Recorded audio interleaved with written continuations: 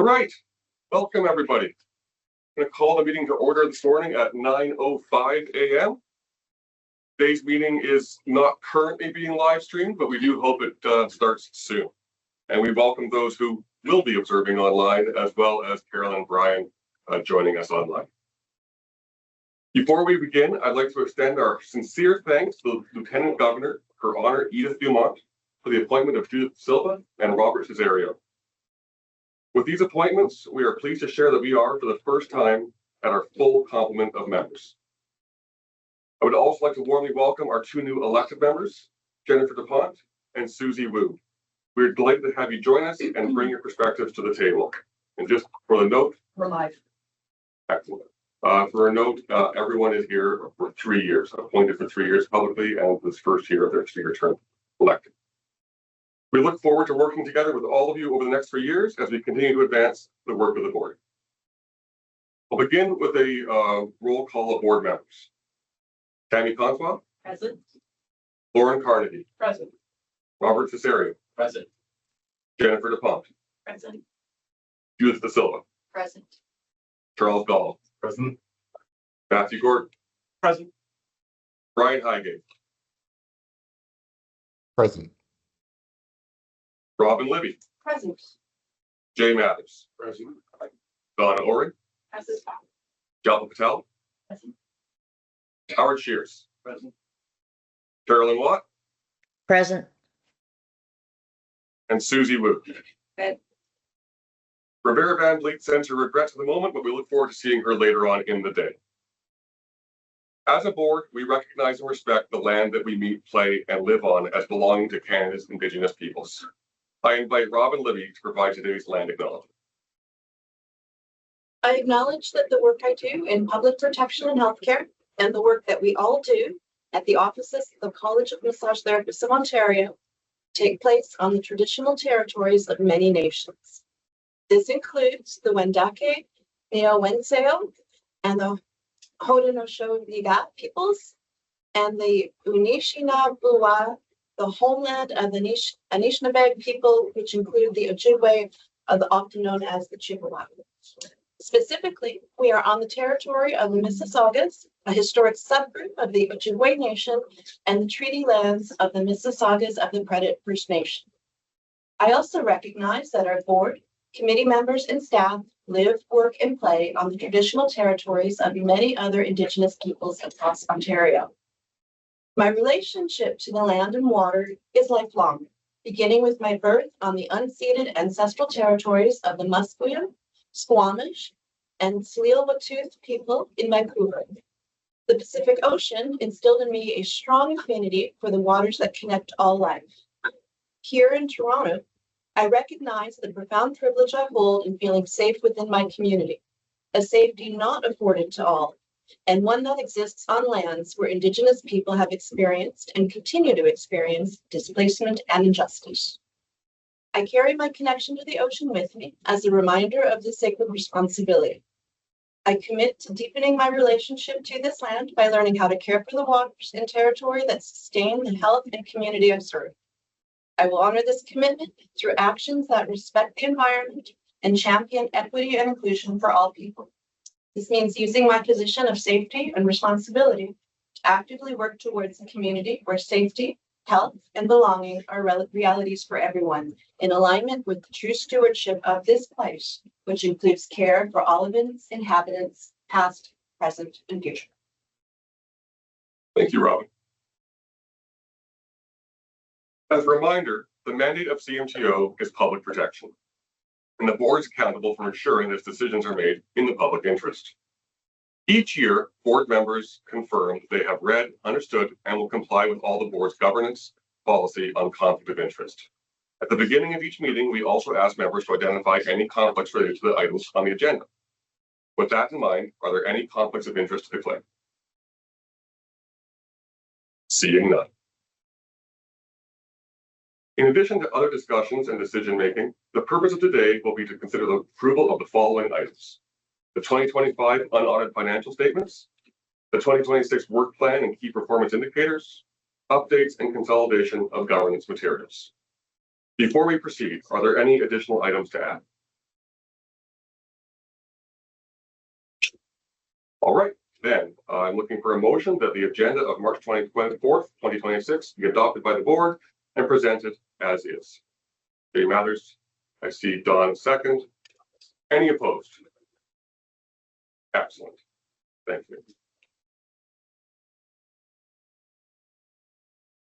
The consent agenda groups together routine, non-controversial items that do not require discussion and can be approved in a single motion. This approach allows the board to focus its time on strategic and substantive matters. The board meeting minutes from December 1 and 2, along with the Q4 2025 committee reports, have been provided in advance for review. If any member wishes to discuss or separate an item, it can be removed and considered individually. Does anyone wish to remove anything from the consent agenda? Seeing none. With that, may I have a motion to approve the consent agenda as presented? Charles and Robin seconded. Any opposed? Seeing none. Moving on to the 2025 unaudited financial statements. Please join me in welcoming Robin MacArthur, Interim Director of Finance, to present the 2025 unaudited financials. As a reminder, audited results will be presented at our June board meeting.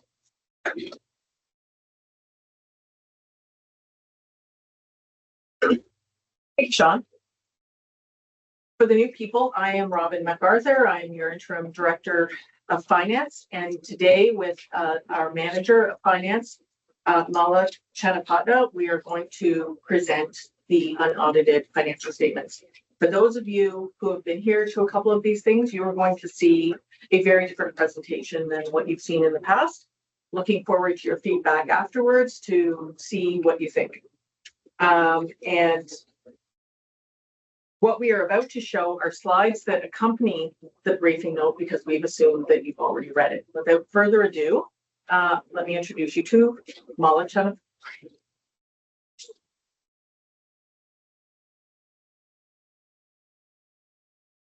I'm just going to stay here for hopping in later. Thanks, Robin. Hi, everyone. So today I'll just walk you through a few slides that go along with the information you received in the briefing notes. Before we dive in, just a quick note. The finance team has done everything we can do to get these numbers as close to final as possible. But these results are still unaudited. So you may see small adjustments when the auditor presents the final version in June 2026.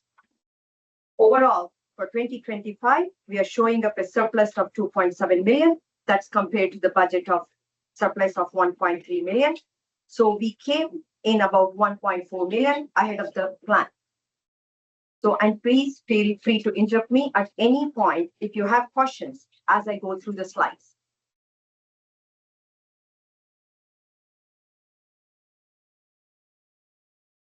All right, let's start at the top of the statement of operations, beginning with the revenue. As a quick reminder, most of our operation cash comes from RMT fees, things like initial registrations, annual renewals, and some administrative fees, including wall certificates. For 2025, the general certificate fees was $915. We ended up with more RMTs than we had budgeted for, which gave us a favorable variance of $423,000. And just as a quick side note, we are currently pulling together the data for our multi-year plan and the proposed fees for 2027. We will be bringing that to the board meeting on June 9th, 2026.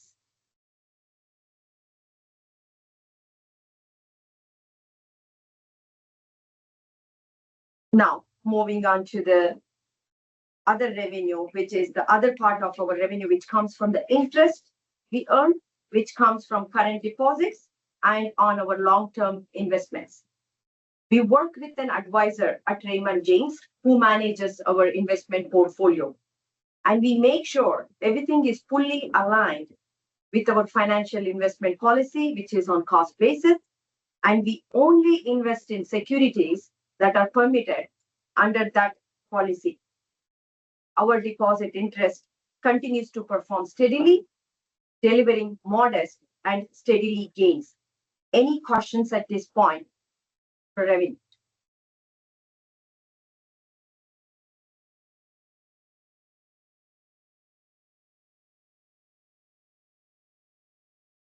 Now, moving on to the expenses. I'll start with the favorable budget variances. Each line you see on the statement of operations is made up of several smaller accounts that we budget individually. For an example, the board and committees, which includes things like per diems, travels, meals for board members and the committee members. But the accounts listed on the side, we spent less than what we had budgeted. You will find the detailed explanations for each of those line items in your briefing note. The main point I want to highlight here is that in addition to bringing in more revenue than expected, we also had favorable variances on the expense side, both of which contributed to the overall surplus.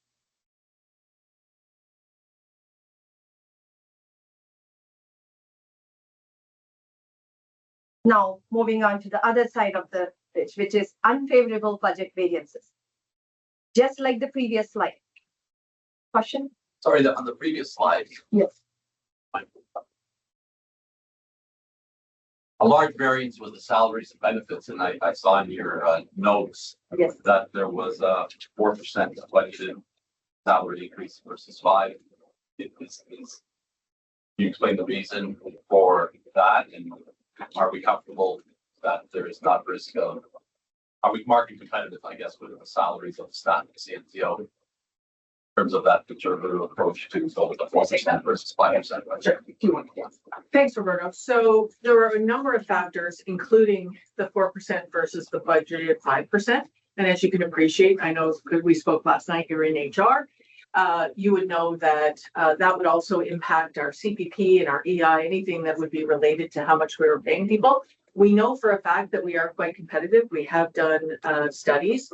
The issue here was that there was a lot of budgeting for hiring that didn't have, it was budgeted to take place as of January 1st, and it didn't take place until much later in the year, and it had a snowball effect.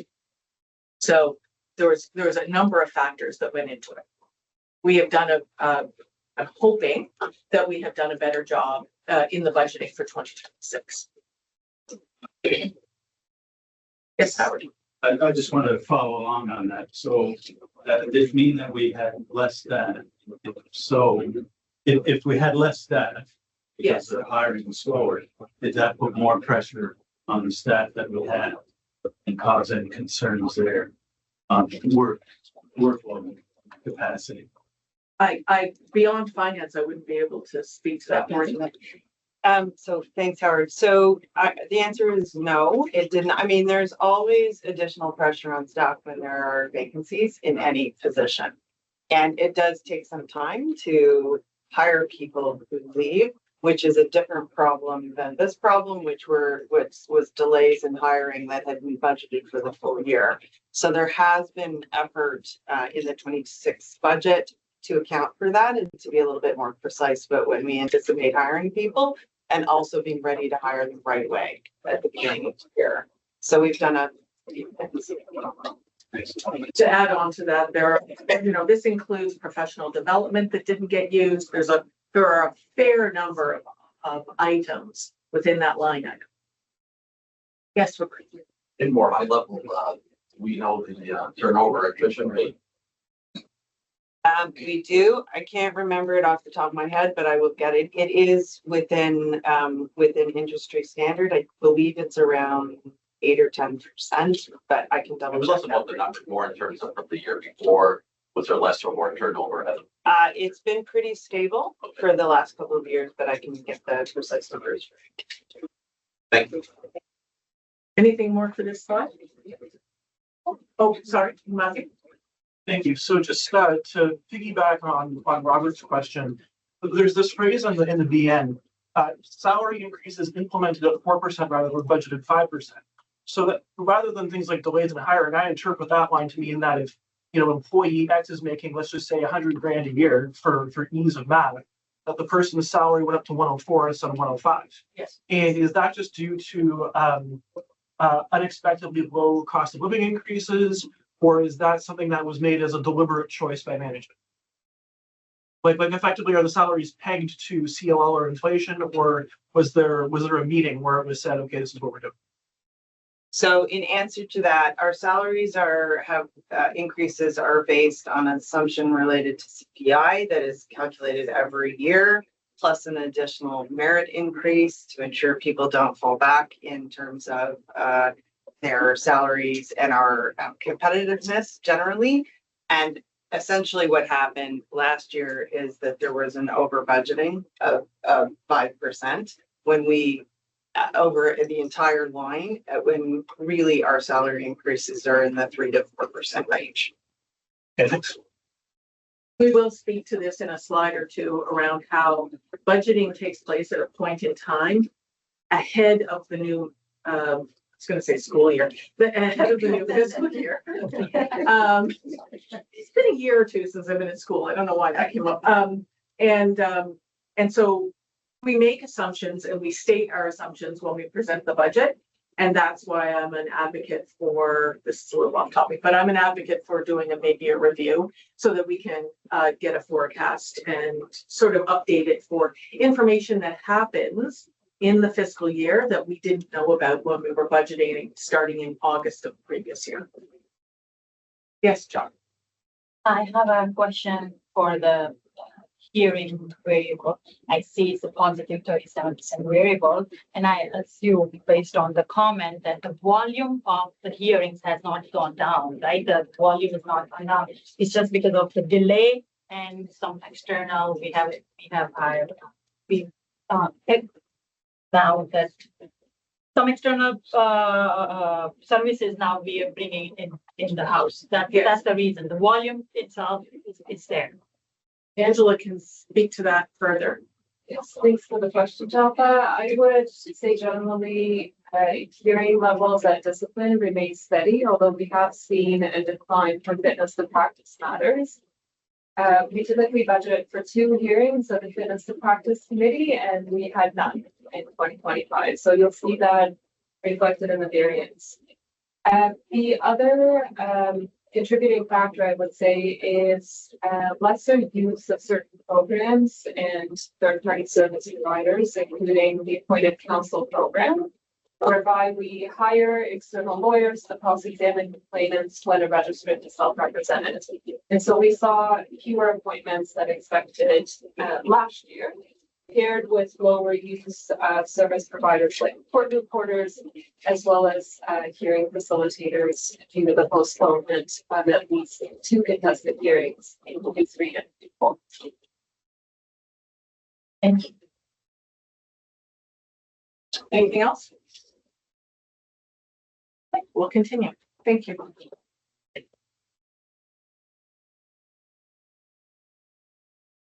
Up to the next one.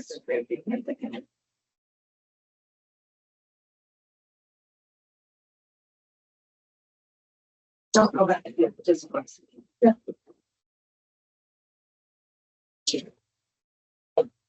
Now moving on to unfavorable budget variances. Just like the previous slide, these line items are made up of several smaller accounts, and in these cases, we ended up spending more than we had budgeted. All of the individual explanations for these variances are outlined for you in the briefing note, so you can review the details there. So overall, this is our statement of operations. And then now looking at this, just a recap. Yes. Sorry, going back to the previous slide there, Mala. Sure. Do we foresee those professional fees carrying on into future years at that rate, or It's is this something we're going to have to budget for and account for at that rate? professional fees includes legal fees and then accounting fees. So legal fees, I see some increase in 2026, especially we are going to the new lease. New lease comes with new legal costs like the who we pay our realtor fees and those kind of things. So we do have a lawyer to work on that. Robin can to that. Sure. It also, it's important to remember that in professional fees in 2025, we included a $25,000 payroll audit that was not planned, not budgeted, and was a one-off, if you will. So the answer is no, but we don't anticipate that professional fees are going to drop off tremendously, but it won't. I don't want to say it won't. It's unlikely that we would reach these levels again. Thank you.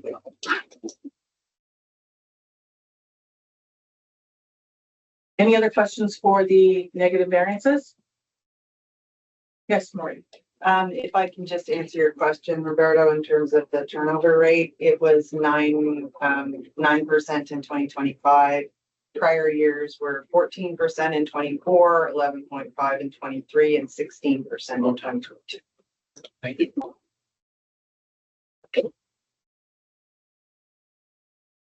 So we are looking at the overall statement of operations, as I mentioned earlier in the beginning of presentation. Just to recap what I mentioned, we ended the year with a surplus of 2.7 million. That's against a budgeted surplus of 1.3 million approximately. So we finished around 1.4 million ahead of the plan. So I'll provide a little bit more to that. So now that we have looked at the overall surplus, let's talk a bit about what actually drives some of these variances where we saw favorable and unfavorable to the budget, both on the revenue side and on the expenses side. A lot of this comes down to the fact that we are working with estimates.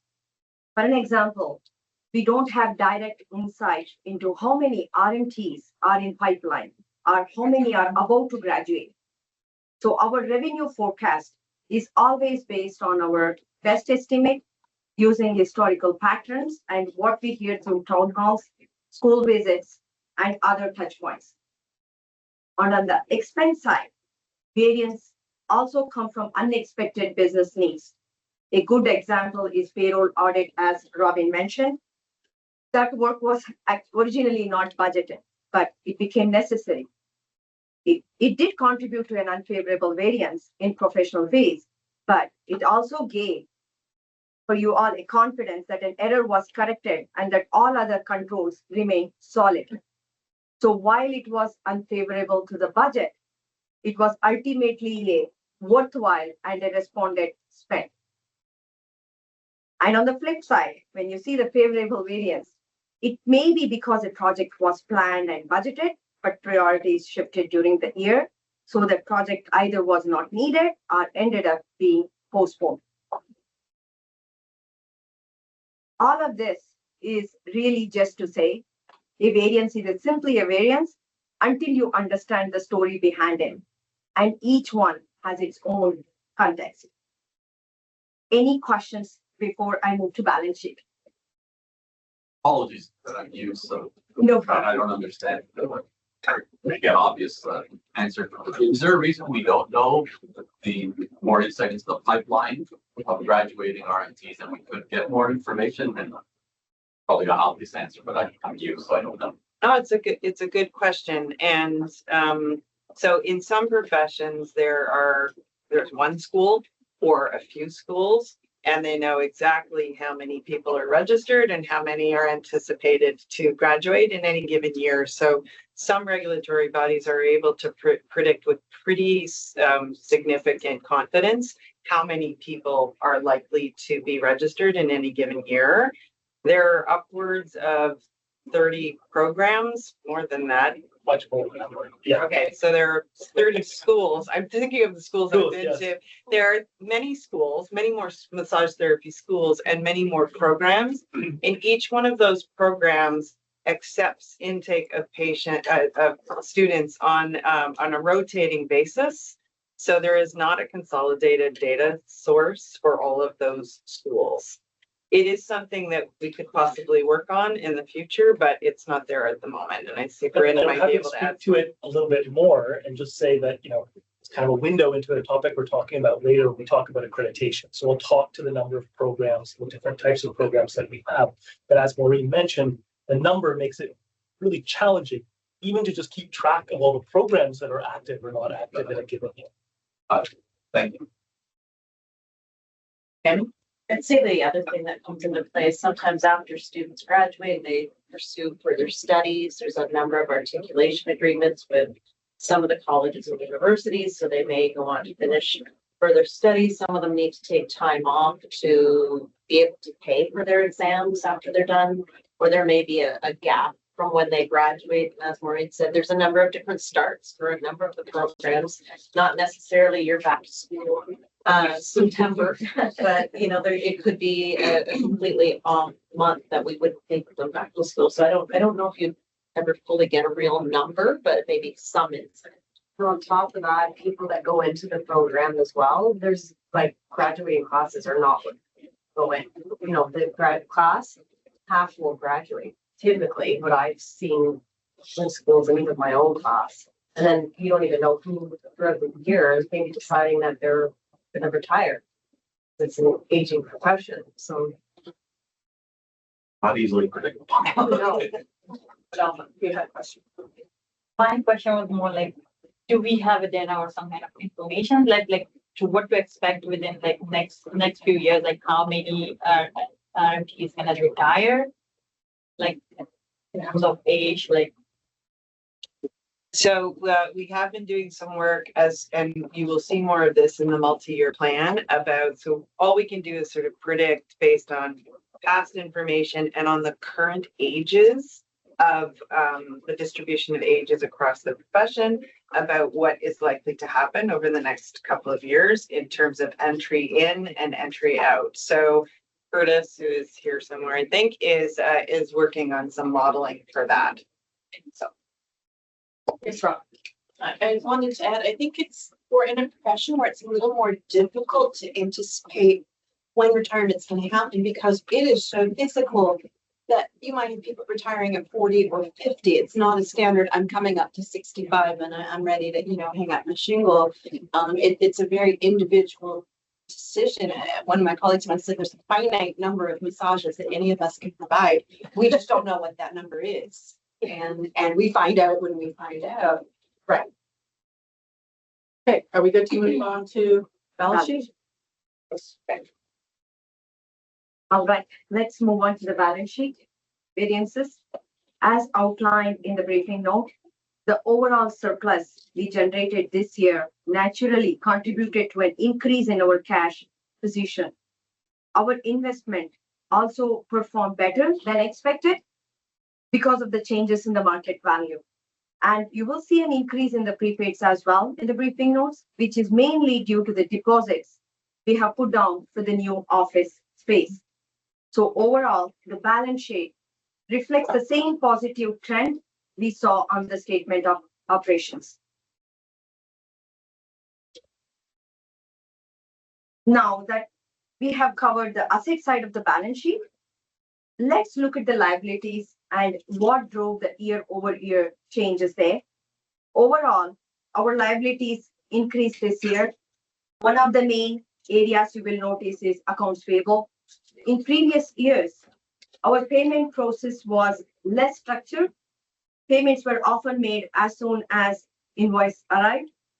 In 2025, we shifted to relying on SAGE, which is our reporting system, to manage payment timing based on due dates. This change has helped us to hold on to our cash longer and maintain stronger controls over our payment cycle. So the higher the payable balance you are seeing is a reflection of improved processes and better cash management. You will see also an increase in deferred revenue that is directly tied to the raise in the number of RMTs because we amortize that for one year. So in both cases, the increases are tied to operational improvements and growth in the profession. I just add, deferred revenue is, we have deferred revenue because we make the payment cycle October, November, December. Ideally, it's supposed to be October, and we show that on our balance sheet for 2025 and we amortize it. We take that revenue in 2026. For those of you that aren't familiar with how we have done it. Thanks, Robin. Balance? I just, on the payables, do we get discounts on some too? you're managing to the due date, but are there some? Very rarely, but we would take advantage of those if they were available. Yes. The whole idea here is that we are managing our cash and we are not paying before we have to, but certainly we'll take a discount if we can get it. Now that we have looked at the liabilities, the last piece on the balance. Oh, sorry, I thought Carolyn had a question. It's okay. The last piece on the balance sheet is to touch on the net assets. Net assets is essentially the accumulation of our reserves, is similar to what we see in called as shareholders equity in profit organization. But because we are not for profit, our surplus are deficits flowing to this in this section, which is called net assets and reserves. In 2025, we moved 1 million out of unrestricted reserves into a reserve dedicated specifically to digital strategy.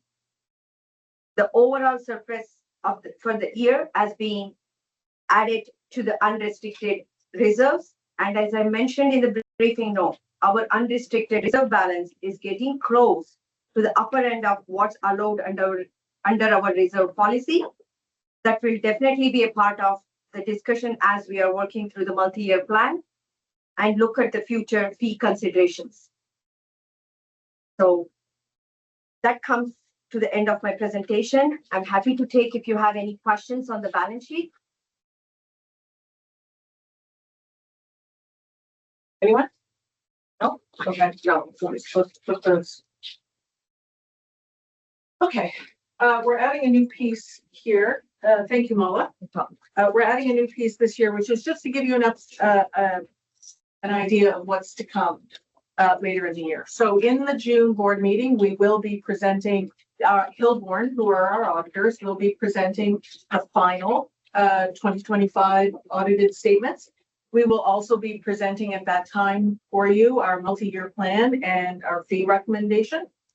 In addition, in September, which isn't on the slide, in June, we will also be presenting the Q1 statements for you, just as you've seen the Q4 for 25. And then in September, you'll see the Q2 statements and other things that may come up that will be relevant to present to you. And again, in December, we move on to, you'll see the Q3, but you will also see the 2027 budget. Okay. And before we get to the motion, are there any other questions for anyone to inquire? No? Okay.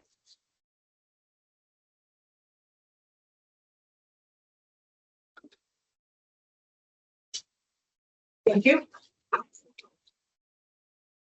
Thank you, Robin and Mala.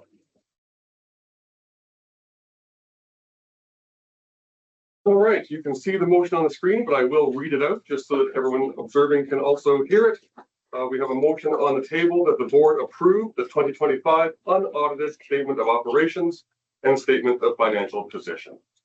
So I have a mover. I see Tammy and Laura. Any opposed? Seeing none, that is carried. Thank you all very much.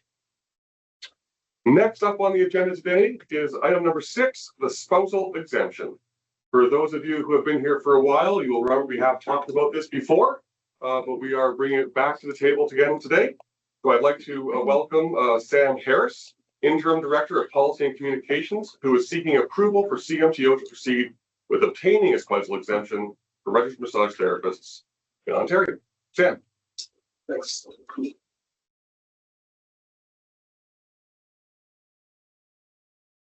Hi, everyone. So I think I've met everyone here, but for those who don't know me, I'm Sam Harris, Interim Director of Policy and Communications. I'm going to be talking about the spousal exemption today. So these slides will just kind of accompany the note that you've already read from your packet. So, and also feel free to interrupt anytime to ask questions or raise your hand through virtual. So the issue here is related to the ability of RMTs to treat their spouses. So the RHPA defines sexual abuse as any sexual conduct between a registrant and a patient. That provision is used to protect patients from sexual abuse generally. But what it also means is that if an RMT treats their spouse, that falls under the definition of sexual abuse under the RHPA. since the RMT is in a relationship with the person that they're treating. And under the RHPA, the definition of a spouse is either someone you're married to or someone you've been living with for 3+ years and you're in a relationship with. So essentially, the intersection of care and personal relationships is considered sexual abuse under the Act. And a consequence of this zero tolerance sexual abuse provision is that a registrant could actually lose their ability to practice as a consequence of providing their spouse massage therapy treatment. So I think most people would agree that treating one's spouse is not what the zero tolerance provision was designed for, and that treating one's spouse is not inherently sexual abuse. So the government allows for regulated health colleges to seek what they call a spousal exemption, which means if that's granted, treatment of a spouse would not be considered sexual abuse for that healthcare profession anymore. So there are a few things to be clear about here. One is that the exemption would only apply to spouses as they're defined in the RHPA. Like I said, marriage or living together for 3 years. This doesn't apply to dating relationships or casual relationships. The definition is very narrow, very specific. 2, it does not mean open permission to treat one's spouse on an ongoing basis. I don't think that's something CMTO would encourage. It simply means that it would not automatically be classified as sexual abuse if we got the exemption. And 3, this changes nothing about the rules around initiating a sexual relationship with a patient. The order still cannot be you treat someone and then enter a sexual relationship with them. That would still be considered sexual abuse. So the question that we're bringing to the board today is whether or not CMTO should seek the spousal exemption. And as Sean mentioned, this isn't a new conversation for CMTO. So in 2013, the spousal exemption kind of came into effect for all colleges to seek one if they want. CMTO actually submitted a request for a spousal exemption in 2015 after we did a consultation, which had 95% of registrants agree that they wanted it. In 2017, the Protecting Patients Act passed, which allowed for healthcare professionals to treat spouses in minor emergency situations, of which the government then kind of paused the existing spousal exemption requests.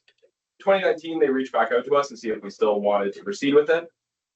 In 2020, the board asked staff to provide some further analysis, but the pandemic then happened, the government's priority changes, and staff kind of lost some capacity due to COVID. In 2021, the board revisited it, but no decision was made. And it's kind of been on hold now for a couple of years, and that kind of brings us to today. So 9 other colleges in Ontario have a spousal exemption in place. That would be dental surgeons, chiropractors, chiropodists, denturists, kinesiologists, dental hygienists, optometrists, homeopaths, and most recently opticians. So notably, those are professions that have kind of significant power imbalances. So doctors, psychotherapy, psychology have not sought exemptions, which makes sense given the nature of the work and the power imbalance. Massage therapy, however, as a clinically focused treatment profession, aligns much closer to those groups that have exemptions. So I think it makes sense for us. And none of those 9 colleges have sought to revoke their exemptions. There's been no negative outcomes reported by any of them. Management have connected with Royal College of Dental Surgeons, the College of Dental Hygienists, and the College of Opticians to gather more information, and none of them had seen any negative outcomes from issuing the exemption to their registrants. As far as CMTO's own data, from January 2020 to March 2024, there were 37 matters involving sexual and professional relationships, 5 of which involved someone treating their spouse. And just for people's own information, we kind of learn about that from either clinic reporting or insurance companies reporting it to us because they know it's not allowed. And the outcome of those 5 cases, 4 RMTs signed undertakings to resign, and 1 got a SCRF and oral caution. So essentially, just want to flag that there are serious professional consequences currently, like including losing your ability to practice for treating your spouse, something that most people would agree is not inherently abusive. So there are some benefits and risks to doing this, but there are some real benefits. I mean, it addresses the RHPA zero tolerance provision, which was designed to prevent sexual abuse, not necessarily to punish spousal treatment. It improves access to care, especially in underserviced areas. It lets CMTO focus its resources on cases of more high-risk sexual abuse, and it fosters positive engagement with the profession. While our mandate is public protection, it's always advantageous when something can benefit both patients and registrants if possible. There are also some risks, I think all of which can be addressed. It could create confusion around dual relationships if it's not paired with clear education and very clearly stating what a spouse is and isn't. It could raise some questions about registrants' objectivity when treating their own spouse.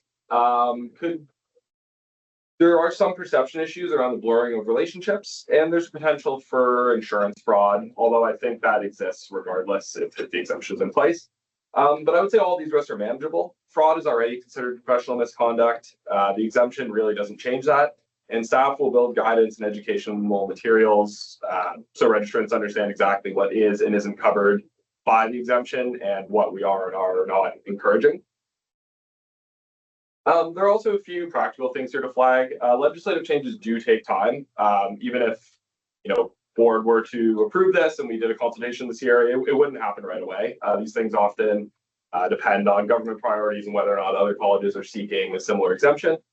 If it passes, we would, as I mentioned, need clear education. Registrants need to understand what the RHPA definition of a spouse is, and that it does not cover dating or casual relationships. Fraud is still misconduct regardless of the exemption, and I think that's an important message to communicate. And I think something we'll have to make sure we do during the consultation, in addition to a survey of registrants and perhaps focus groups or anything else, is to engage insurers during this consultation to ensure they're not caught off guard. Because as I mentioned in the past, we've heard directly from them that people were treating their spouses, and they consider it. They know we consider it misconduct. So, as you saw in your briefing note, management is recommending CMTO pursue a spousal exemption. Here's why. One, it removes the requirement that CMTO must always consider spousal treatment as sexual abuse, which it is not every time. The emergency and minor care provision from the Protecting Patients Act doesn't apply to massage therapy.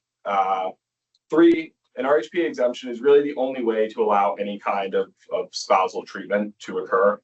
It frees up CMTO's resources to focus on more high-risk sexual abuse matters. 9 other regulators have implemented this exemption with no negative outcomes, and it respects patient choice, especially in underserviced communities when you might have limited access to RMTs. So if board approves this today, the next steps include we'll draft the exemption, we'll do a consultation with registrants and the public, bring those results back to board, and then there's sort of a regulatory template you have to fill out of, what's the rationale for the public, what exactly is the exemption you're seeking, how would it be worded, all these things. And we would submit that to the government.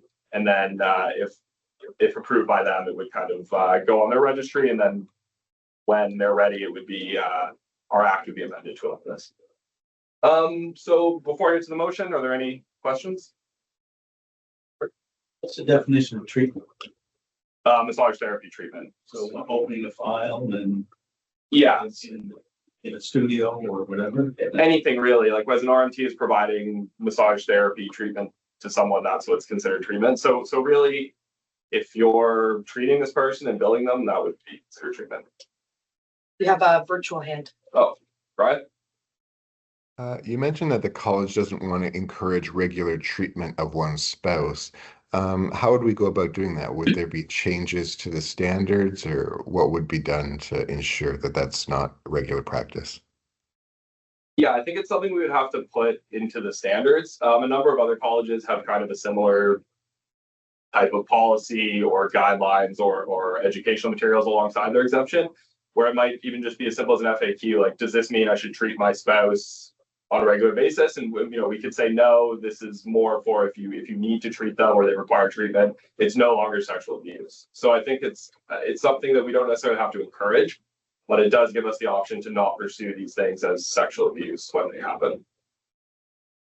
It just add on to say the standards already do address the treatment of family members or friends, how to handle that. And we do provide guidance on that topic already to the profession in a number of different ways, through QA and through our practice specialists answering questions for the professional and the public. So we're ready to handle those types of questions. Has the issue of intimate partner violence been considered? For example, intimate partner violence can include things like financial control, coercive control, isolation of the spouse. So if there's the only case I could imagine is, well, many cases, but one potential is that you have an RMT who has a power imbalance with a spouse, a legal spouse, and even And if there is a relationship of coercive control, for example, that, you know, I'm going to treat you now. And even if everything in that treatment is above board, but the forcing of that relationship because they're already in a coercive control relationship and that person does not have the power, in a sense, to say yes or no for fear. That's my only question. And I think the issue of not being able to do this on an ongoing basis addresses some of that, but not all of it necessarily. And so that's my big question on that. So Judith, that's a really good point. So it's important to remember that there's nothing to say that there can't be sexual abuse within a spousal relationship where there is treatment. Yes. So that is not what the exemption says. The exemption just says the fact of the treatment in a spousal relationship is not automatically sexual abuse. That doesn't mean that we don't have the mechanism to deal with exactly the situation that you're talking. I wanted to add, I think when Howard was asking, you know, what constitutes treatment, and it's really gray. Because there may not be payment exchange, but let's say, you know, my spouse wakes up in the middle of the night with a Charlie horse. And I might ask them, what did you do this day? And go through a series of, or I might want to ask them these questions to find out more about what's happened. A Charlie horse doesn't fall into emergency medicine, but I have the skill set to relieve their immediate discomfort. It wouldn't mean that I necessarily want to treat them regularly or that I would want to take money from them for that exchange. But once I start doing an intake and saying, are you comfortable if I were to do this to help relieve your discomfort?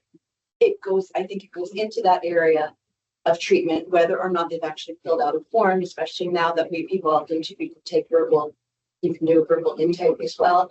And I think we've hit a road where people are either just terrified to use their basic skill sets to assist their spouses in situations like that as well, or they're doing it and it's not being declared.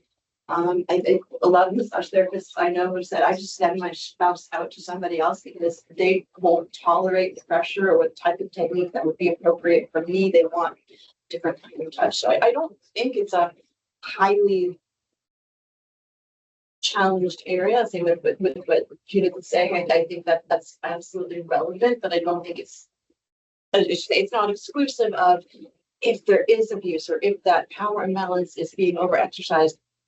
Someone can still come forward and make a complaint. It's just saying that for the general population, that it gives them a little more latitude to address these scenarios that might happen that don't qualify as emergency, so to speak.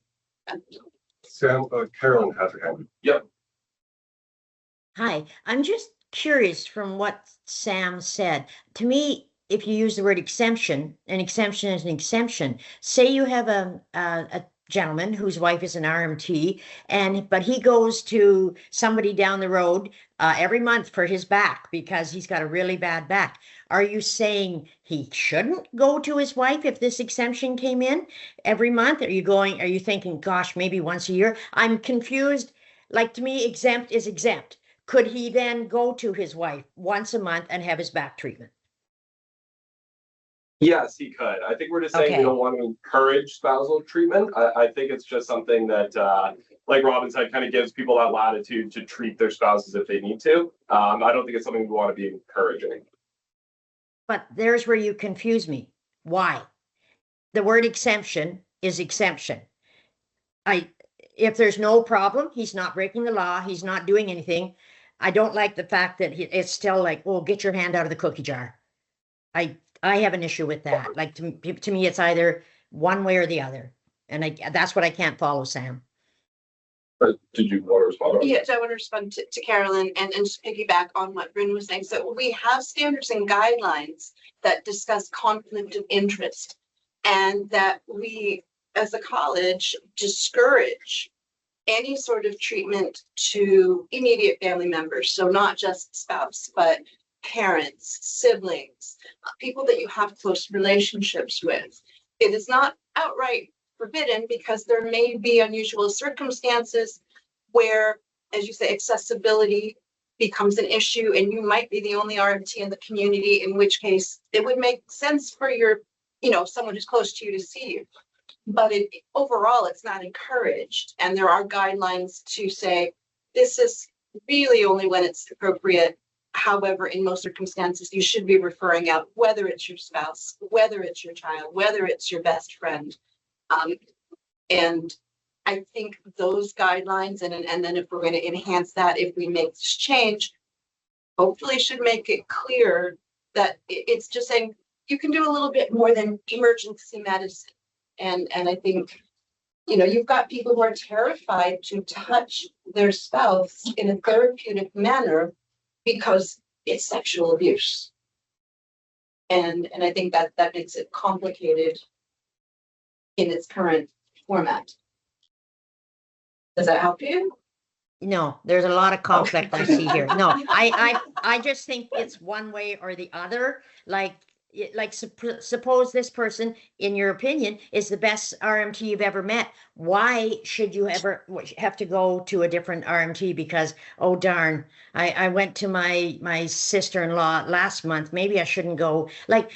I know I've been here a long time and I should have accepted it by now, but I just still think it's strange. So but especially when you're saying exempting the husbands or wives, whatever, but then saying, but maybe you shouldn't. That to me is not something I've seen before, but I'll leave it go. Okay, Matthew, then Brian. Just a couple of things. First, to address Carolyn's concern, I completely get that in terms of spousal exemptions being absolute or limited in some ways. In many professions, there are limited things you could do that wouldn't create conflicts of interest. For example, I'm a lawyer. I could notarize my family members' documents. It wouldn't really matter. Whereas I wouldn't go represent them in court. So there definitely are the ideas of certain things can be sort of partially exempt.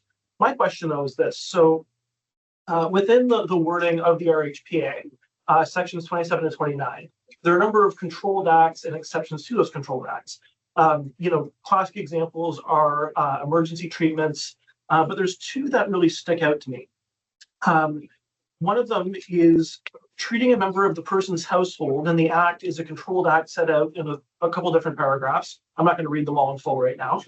And the other one is, and I think this is a key one here, assisting a person with his or her routine activities of living within certain paragraphs. So, is there, in terms of the wording of the type of spousal exemption sought, because I haven't researched this in depth, does the Ministry of Health have boilerplate wording that you're forced to use, or is there a way to have this kind of routine activities of living type wording that allows someone to, like Robin was mentioning, take care of the Charlie horse in the middle of the night, but not to have the sort of traditional documented chartered relationship we associate with RMT.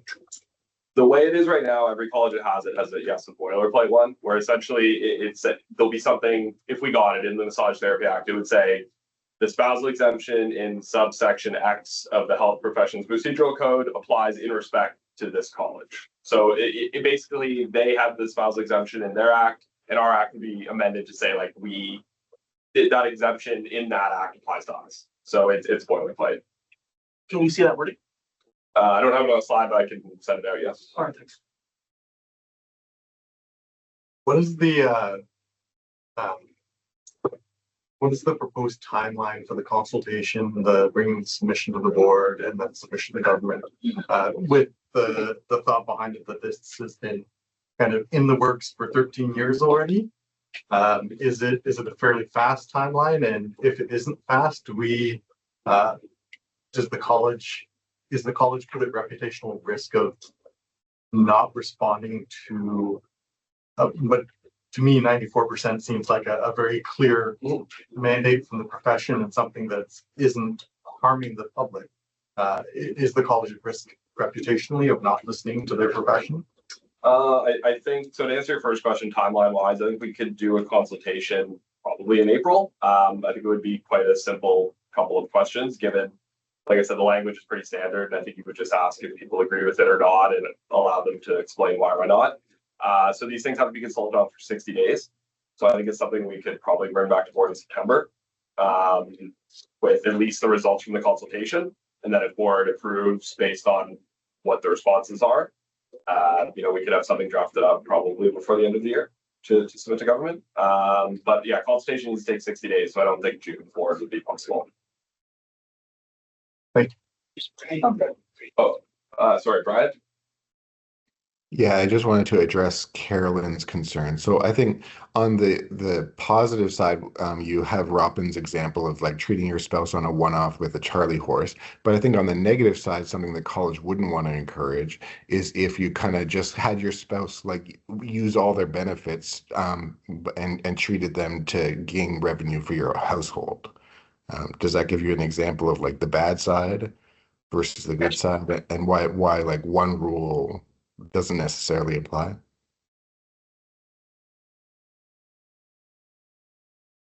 I guess if you're a bad person, Brian, but everybody isn't, Yeah, yeah, yeah, yeah. Like if you're always looking for the negative, but if it's a legitimate person who needs to have I'm using an example, their back massaged every month, then I don't see why there's a problem with them going to their spouse. And that, I don't have anybody that I really know like that, but I'm just sitting here thinking, this to me is just so convoluted. And yeah, anyhow. I think Joe, So I saw that we have done the survey in 2015, which is a decade ago, and we got 96% in favor from RNT for spousal exemption. And I see that it's decades ago, and now we have increased the RMTs drastically last 10 years. So we think that maybe we can approach the new survey to see that it's still like RMT still wants to do a spousal exemption.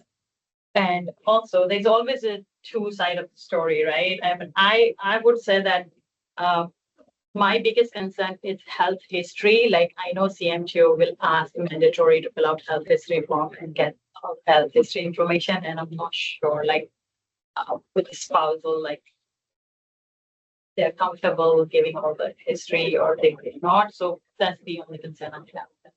The health history should be taken appropriately as by CMTO. I just want to kind of bring us back to where we are. There are existing standards to prohibit treatment of close relatives and close friends. There are exceptions to that. What we're really talking about today is whether or not we want to proceed with a exemption to a spousal exemption so we don't have to apply sexual abuse to any case of treatment between spouses. Right. That's really all we're talking about, is if we do no longer want to have to mandatorily apply sexual abuse and revocation to someone just for treating their spouse. Many of these other things are handled in other standards, the prevention of sexual abuse, the what's it called, the dual relationship standard. So I don't think we should spend a lot more time talking about possibilities here. We are just asking whether or not we want to remove the mandatory revocation for treating our spouses. Yes, but to answer your question, one, yes, we will do another survey now that we have a lot more registrants. And two, as far as the health history, there is a standard of practice about that for collecting personal health information. RMTs still have to meet all of the standards treating their spouse, whether it's a spouse or a person off the street. So that they would have to fill the forms out correctly. Yeah.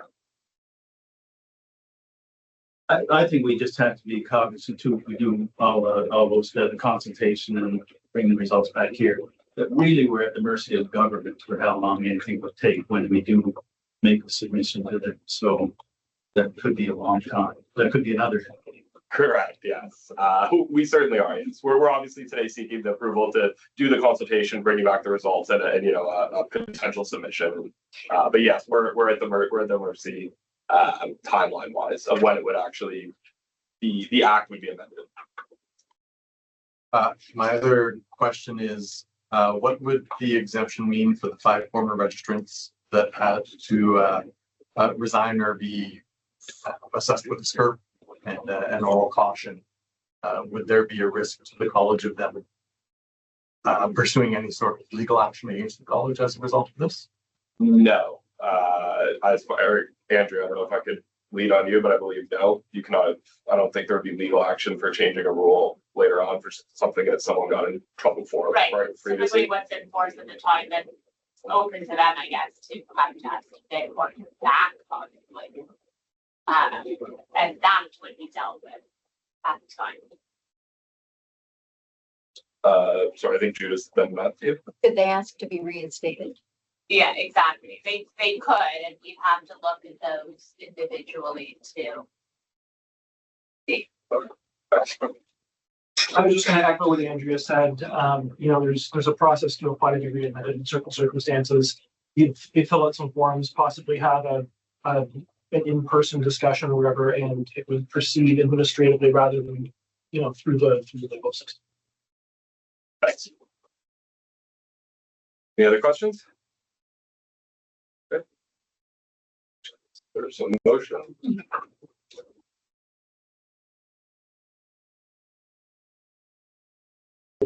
Thanks. Well, thank you all for that very robust discussion. So we have a motion on the table that the board approve drafting and consulting on a legislative change to request the government for a spousal exemption. I see a mover with Charles. I see a seconder with Jalpa. Any opposed? Seeing none, that carries. And that brings us to my favorite part of the day. No, our first break. We are a little behind. We're scheduled for 15 minutes, so I'm going to ask us to come back in 10 minutes. So that will be, I can't do math. 10:16. 10:16. See you soon. Welcome back. Item number 7 on the agenda today is the registrar's report, and I'd like to welcome Maureen Boone, registrar and CEO, present the registrar's report and the organizational risk register. Maureen?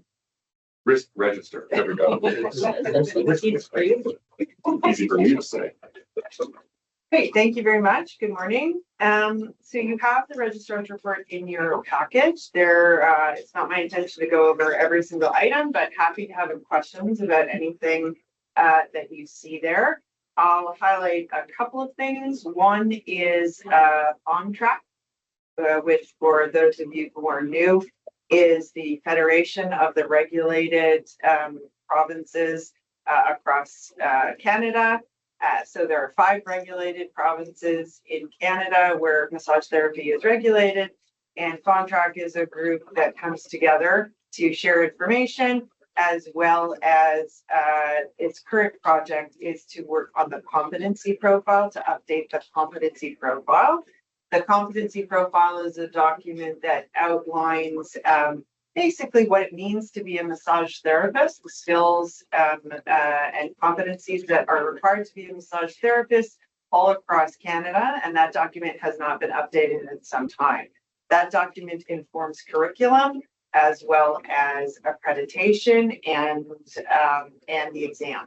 So that project is in process.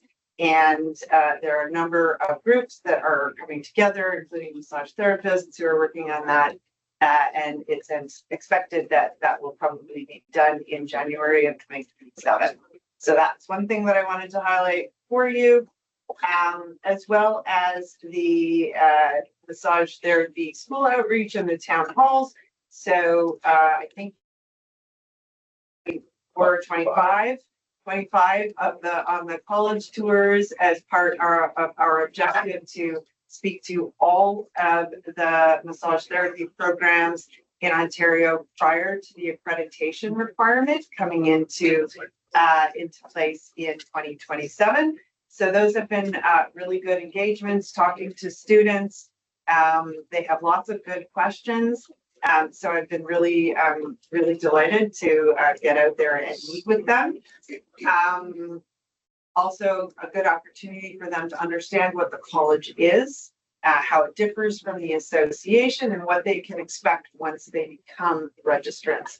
Also an opportunity for me to give them a little advice about some problems to avoid in practice, which are basically boundaries, consent, and draping, in addition to fraud. So it's really been valuable to have those conversations.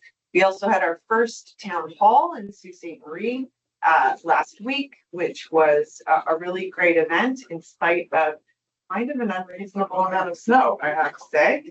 But it was a small group, and we haven't been there on our town hall tour yet, so it was really valuable to be able to speak to that group and to understand sort of the experience of massage therapists in that type of community. So again, reinforcing the value of going out and seeing people where they were.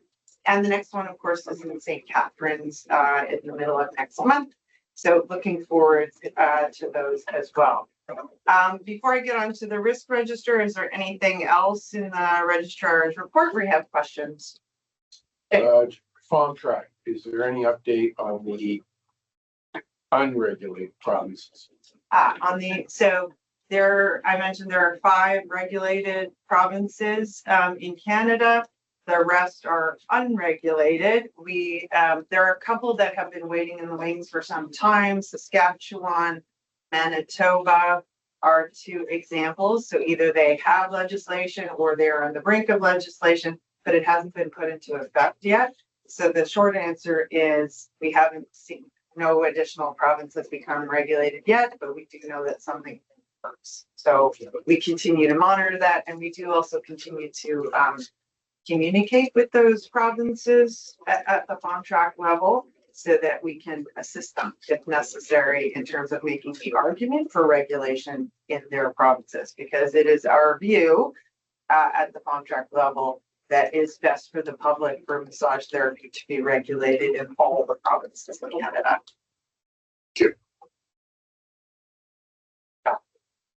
With the leadership reorganization at CAAT, are we satisfied with their statement as far as the long-term viability of the fund still? So the short answer to that is yes. We're confident that the main thing I provided this information to you because we have talked about our intention to go down that road and to have the work with CAAT with respect to defined benefits for the staff. We have assured ourselves that the investments are secure.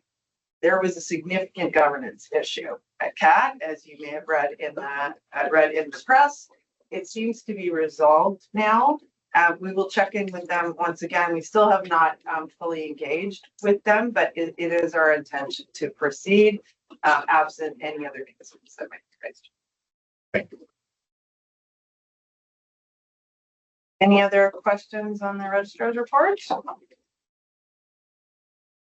Okay, we'll move on to the risk register. So as a reminder, the risk register is our list of things from a management perspective that we are concerned may pose a regulatory or operational or reputational risk. And you can see that we've outlined a number of risks, and the purpose of this document is for you to understand what those risks are and also to be confident that we are doing what we can to mitigate those risks and have a plan to address them should they actually occur. I won't go through every risk, although I'm happy to have questions about anything. I would just highlight a few things. We continue to identify high-profile registrant matters as a risk. So as noted in the materials, we had 9 registrants last year who were criminally charged. We've had 1 so far this year. I believe it's still 1, but that 1 has had multiple charges against them from multiple complainants. So this is something that we have to pay attention to, both from an investigation perspective, but also in terms of communicating with the public about our responding to these things quickly, ensuring people are not in practice while the process unfolds. So that's something that I would highlight that does arise unfortunately, more frequently than we would like. Are those multiple instances, do they come from the police often the police will advertise their. So the police, usually what happens is that there is a charge. The charge is publicized with respect to the individual, and that sometimes results in additional patients coming forward, which was the case in this situation. So then the police decide whether or not to lay additional charges, and in this case, they have. Okay.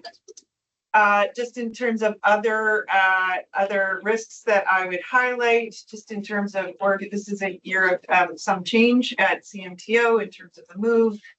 So we are going to be managing that at the staff level and making sure that we have a plan. It's an exciting thing, but also a thing that's a big transition. So looking forward to that.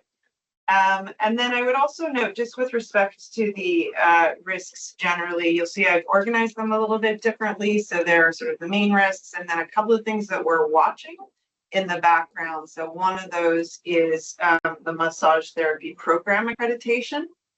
So this, we've been providing you with updates about the status of programs getting accredited. You're going to hear more about that from Bryn in detail about the schools that have come forward to be accredited. Some have decided not to proceed. There's just been some differences in terms of how individual schools are responding. We just want to pay attention to what's happening in the environment there. It relates to the earlier question about, knowing how many schools there are, ideally knowing how many students there are, right? Because that has an impact for us. Yes. Just to kind of piggyback on both of those things, it's not in the risk register, but it's something I think a number of people have concerns of, is the current state of colleges and universities in the province in terms of funding, budgetary challenges. Program intakes have been changed and or limited, or program suspensions, either temporary or long-term. So for me, that signals a number of changes, and that it could impact our numbers of registrants coming through the system.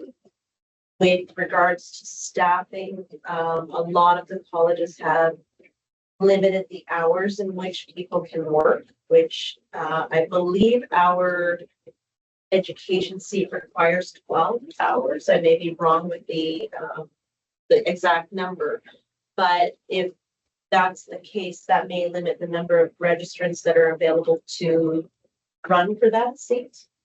The other thing is that there have been changes to OSAP, and that may limit the number of students going into both public colleges and possibly private ones, because I do believe there was a limitation put on the private ones where certain types of OSAP funding would not be used or not be able to be used. So I think that's something that, again, is not predictable as to which direction anything is going anytime soon. And it could be a 1-year thing, a 2-year thing, a long-term thing. But I do think it's going to impact a number of challenges that we might see coming forward from registrants, the education seats. Lots of different things that I think should be starting to look at or keep in the back of the mind that it could change even accreditation moving forward. Right. So thank you for that. And again, the risk register is something that the management brings to you, but also as a board, if there are things that you think that we need to be thinking about and watching, then we are obviously, it can be adjusted. And I think that it's a good idea to start looking at that particular issue. And just for context, there was a huge influx of funding to schools generally from the province, but it didn't go everywhere. It's again prioritizes the access to care, trades, nurses, that kinds of things. So it hasn't been evenly distributed, which I think might have some implications, is what you're talking about in terms of both teaching staff and people registering for those programs.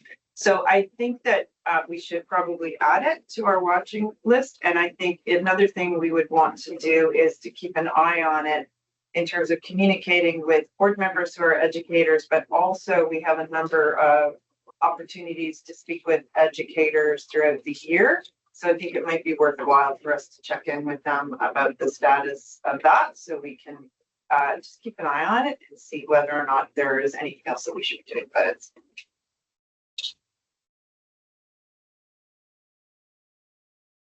Just a question on the move. Are we, I assume you're keeping a kind of a finger on the pulse of staff and how they're feeling with the move. Has there been any shift in how they're feeling about it, or is it still pretty positive as far as? it's pretty positive, although I think it doesn't feel real at the moment. So we have a number of activities planned over the next while to get people more involved, particularly now that things are starting to move forward. The space is going to be renovated to ensure that it meets the needs of the 3 participating colleges. So we're going to provide some opportunities for people to be involved in that. So.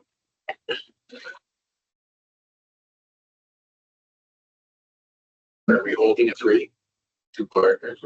So the question is, are we holding it to 2 partners? And the answer to that is yes. We're going to see how it goes. We're going to make any other changes. Sharing is going to be a big adjustment for us. So, you know, we're going to need to, it's exciting, but it's also a thing that we're going to have to sort of manage.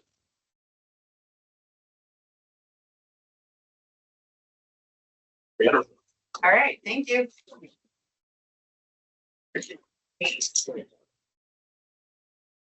Well, thank you, Maureen. Now I'm going to ask you all to join me in welcoming Curtis Eakins, data analyst, to present the 2025 project year-end results and KPIs. Curtis.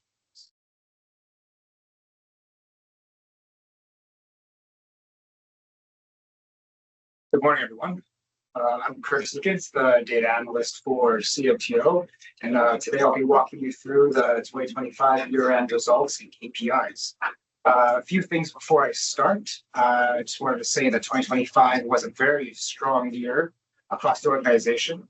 It also marked the end of our strategic plan for 2023 to 2025. All the data that I'm going to be showing you today is a period ending December 31st, 2025.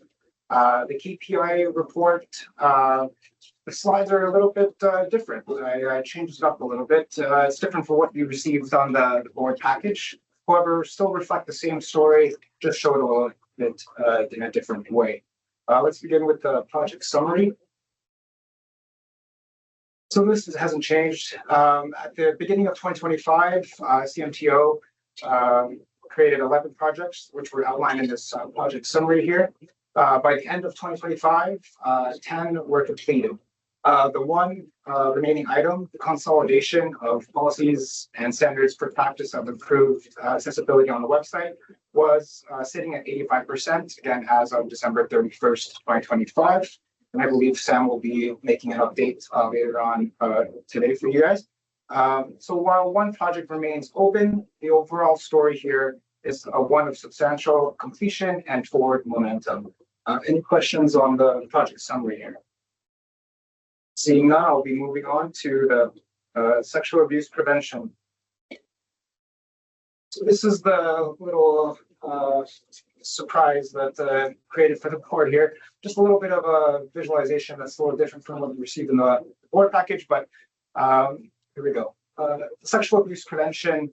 Preventing sexual abuse is one of the most complex and difficult challenges any regulator faces.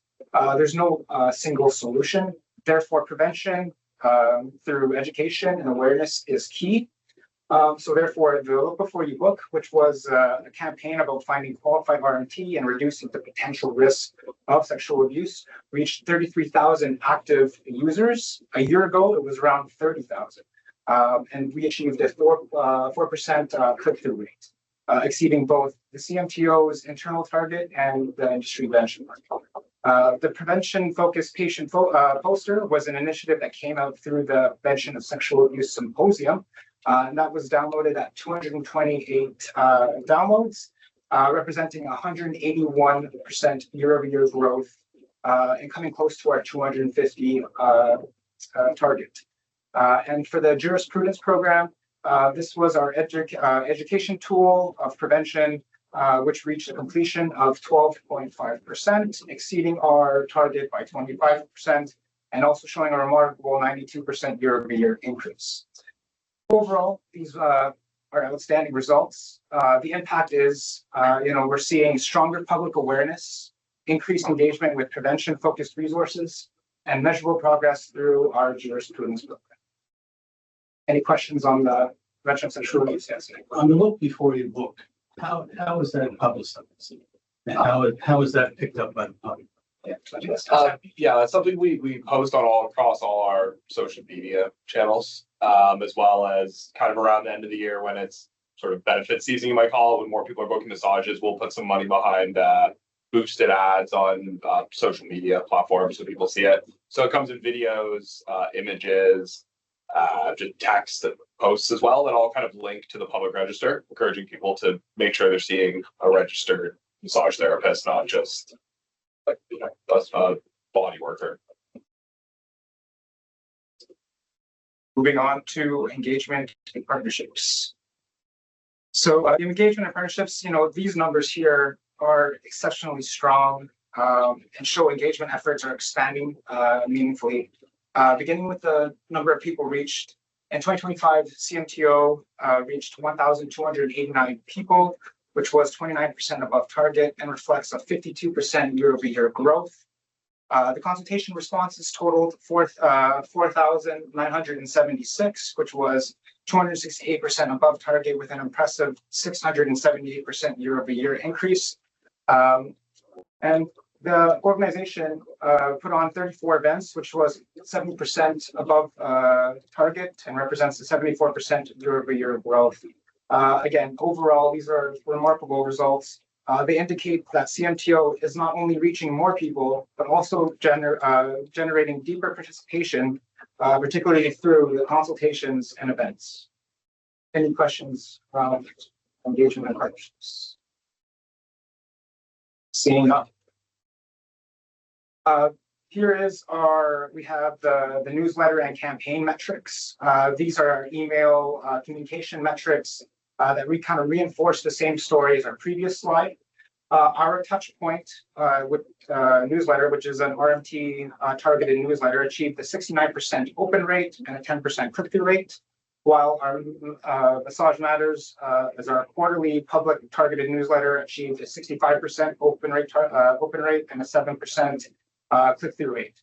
And just for everyone's reference, an open rate is essentially just when you open your email, and then that click-through rate is when you actually click into the. So again, overall, these results indicate that CMTO's communications are well above industry norms. Also wanted to say that the high open rates suggest strong trust and relevance, while strong click-through rates point to meaningful audience engagement.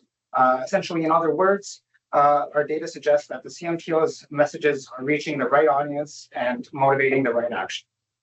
Any questions on this?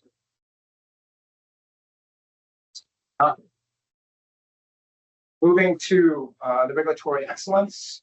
So under Pillar 3 of regulatory excellence, the results show progress in accreditation and process improvement in our QAC matters. First off, for QAC matters, the number of QAC matters reviewed came in at 86, which was slightly below target of 90. Just a few years ago, this number was in the high 300s. So what we saw here is a shift from pre-RBA process to a new efficient Strive risk-based model. And here I'm going to present the accreditation, but before I start that, I just want to reiterate that these numbers reflect, again, as of December 31st, 2025. So the percentages have changed from what you've seen in your board package. I know Bryn will have an update to these numbers later on today, but I'll open the floor if he wants to make a comment. Yeah, we'll come back to this when I discuss accreditation. But these numbers, as you mentioned, Chris, represent the end of the year. Continue to see pretty strong increases in accreditation through the beginning of this year. So talk about those when we go back to.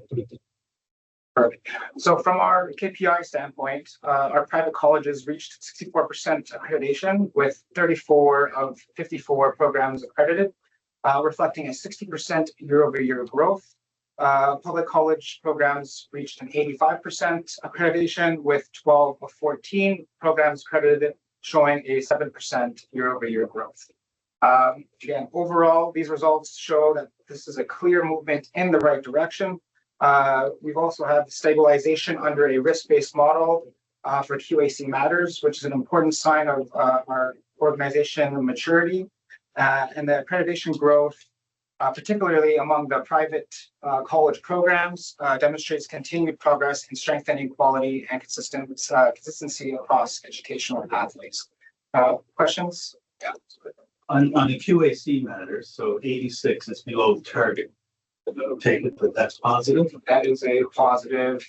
Yes, because considering that again, in 2022, we were having about 350 or so matters go to QAC. So definitely 86 is a great number, and yes, below target. So it's a case of it would be below target, it's positive, right? Below target is For positive. this target, we want to be a lower number than we were historically, under the understanding that we're now trying to focus our efforts on those that are highest risk and not including matters that are lower risk in our review at the committee level. On to the last slide here. So this is the final set of metrics under the regulatory excellence, which highlights the important organizational improvements, starting with phishing prone. And just wanted to mention that the lower percentage is it's better. So the phishing prone rate was the metrics that we use to measure threats of cyber attacks, cybersecurity, dropped to 6%, which was just near our target of 4%, and had a major improvement from 45% in 2022. So 45 down to 6, in the last 3 years is great. The case clearance rate, which is one of our ways our compliance team measures case management and case tracking performance, reached 118%, 21% year-over-year growth. Again, prior to 2023, this number was in the 50% range, which that means is that now that we're becoming more efficient tracking our cases and we're reducing case backlog. And lastly, for in-house investigations, we reached 88%, which is well above our 70% target and up 76% year-over-year. This percentage has steadily increased year-over-year. Prior to 2023, it was in the mid-30s. Now we're at 88%. What this means is that we've built in-house capacity and capabilities and expertise, and have been less reliant on external firms. Overall, these are strong indicators of our organizational resilience and effectiveness. The cybersecurity metric shows the awareness of our internal controls have improved significantly. The case clearance rate demonstrates that we have moved past that backlog recovery and into a more sustainable, efficient state. And the rise in our in-house investigations reflects stronger internal capacity, more efficient workflows, and stronger expertise. Any questions? So that concludes the KPIs. Yes. I'll just make a comment that I'd like to do a visual presentation, and when you get to be Jay's age, my age, it's much easier. Much easier to comprehend. I appreciate that. Thank you very much. Thanks for that, Art. And I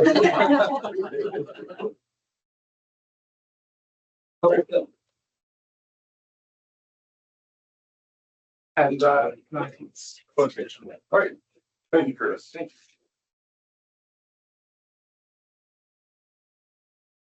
Now we're at item number 8, the 2026 work plan and KPIs.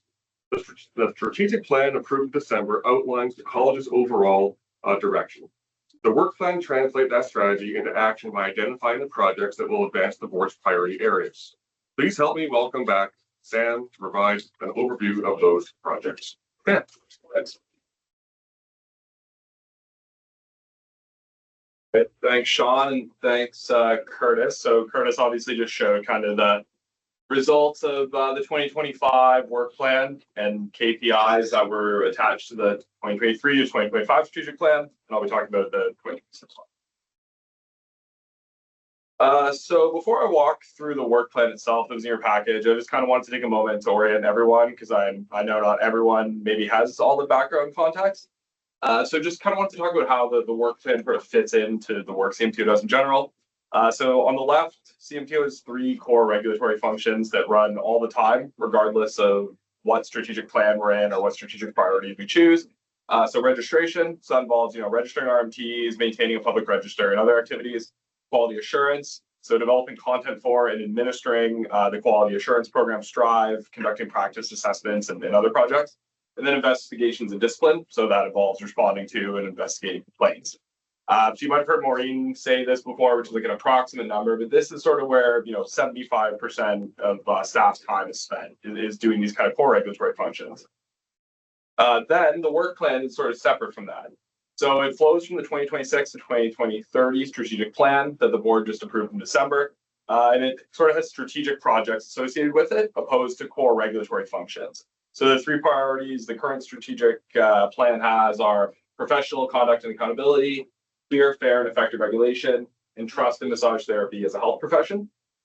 So each project under these priorities has defined targets and KPIs, and if approved, staff will work on these and kind of update the board at each meeting throughout the year on the progress of these projects. So this slide just sort of shows what to expect in 2026. So as I mentioned, our strategic plan kind of guides the strategic work of the organization, is the foundation for everything in the work plan. The work plan itself is how management translates those strategic priorities into annual projects, organized by priority. And then separately, we have the operational KPIs. So these are metrics that sit outside of the work plan and track our core regulatory work. So those might be more things like Curtis just kind of showed, like it could be engagement, other statistics, things like that. So the operational KPI dashboard is separate from the work plan ones, and it's not tracking strategic projects. It's tracking the volume and efficiency of kind of core functions of the college. And that's something that staff is going to bring back to board in June 2026 as presented in our briefing note. And it'll be kind of a high level, easy to read dashboard with some historical data that'll cover things like registration volume and trends, complaint data, inquiry volume, QA program outcomes, things like that. So I just kind of wanted to set the stage and give a fulsome picture of the many different things that all come together as how staff do the work. And now I'll move on to the work plan, unless there are any questions. Great. So apologies if this looks a little small, but I know it was in everyone's package, so I hope you had a chance to read it and have it. So this is the 2026 board work plan. Everything here is organized under one of our 3 strategic priorities. I'll highlight a few of the projects worth noting that maybe are different or new. And if anyone has questions, feel free to stop anytime. And there's someone from each group here who can talk about each project. So under professional conduct and accountability, we're looking to improve cost recovery with a target of recovering 30% of costs the college puts into discipline and investigations projects. Prioritize sexual abuse prevention. So as we have the last 3 years, we're planning to host a prevention of sexual abuse seminar. This year, we're thinking about doing a topic of patients abusing RMTs, which is sort of different than what we've done in the past. That's sort of been for lack of a better term, a hot topic in massage therapy at the moment. RMTO did a survey, which I think the board has seen. Developing AI policy for RMTs and modernizing regulations. So this includes working on submissions for a spousal exemption, which we just talked about. And staff is also considering an update to the quality assurance section of the general reg, the Massage Therapy Act. Under clear, fair, and effective regulation, streamlining policies and standards of practice. So I know everyone saw this in their board package, and I'll be talking about this item later today in more detail. Implementing risk-based remediation. So a new framework is set to be in place by the end of the year. Implementing Strive Next, which is sort of a revised version of our quality assurance program and an associated new learning management system. Staff are actually hearing proposals from potential vendors shortly. Streamlining the investigation process so that 80% of non-employment investigations are completed within 100 days and appointed investigations within 18 months. Improving clarity and tone of CMTO documents. So staff are going to review all regulatory documents by the end of 2026. This also relates to the CMTO's website and communications content refresh I'm talking about next, as well as the reinforcement of massage therapy as a clinical health profession. So instead of client going forward, CMTO is going to use patient everywhere. That was identified through our strategic plan and communications audit surveys. And I know the board's heard about that before, but that's something that we're planning to update everything going forward. And also develop a communication strategy, as I mentioned before, on the sexual abuse of RMTs by patients. We're also looking to continue to enhance engagement with public, students, and educators. So visiting every massage therapy program, of which we're at like 25, host 6 town halls and 5 educator events, and support improved, consistent clinical care, largely through accreditation. So we're looking at 95% of programs accredited by the end of the year, and investigate national massage therapy exam and support FOMTRAC's national competency review project. So a lot of different things on here. I open it up to any questions or clarification. We'll just go left to right. Thanks, Robin. Thanks. Yeah, so I gotta admit, when I first read this document, I did a double take. I'm like, did I read that correctly with the part about, patients abusing RMTs? Yeah. And yeah, I had kind of, meshed it out a little bit. And I think it's great that we're taking initiative to provide guidance, because there's a lot of people that are very confused about what they can and cannot do. Yes.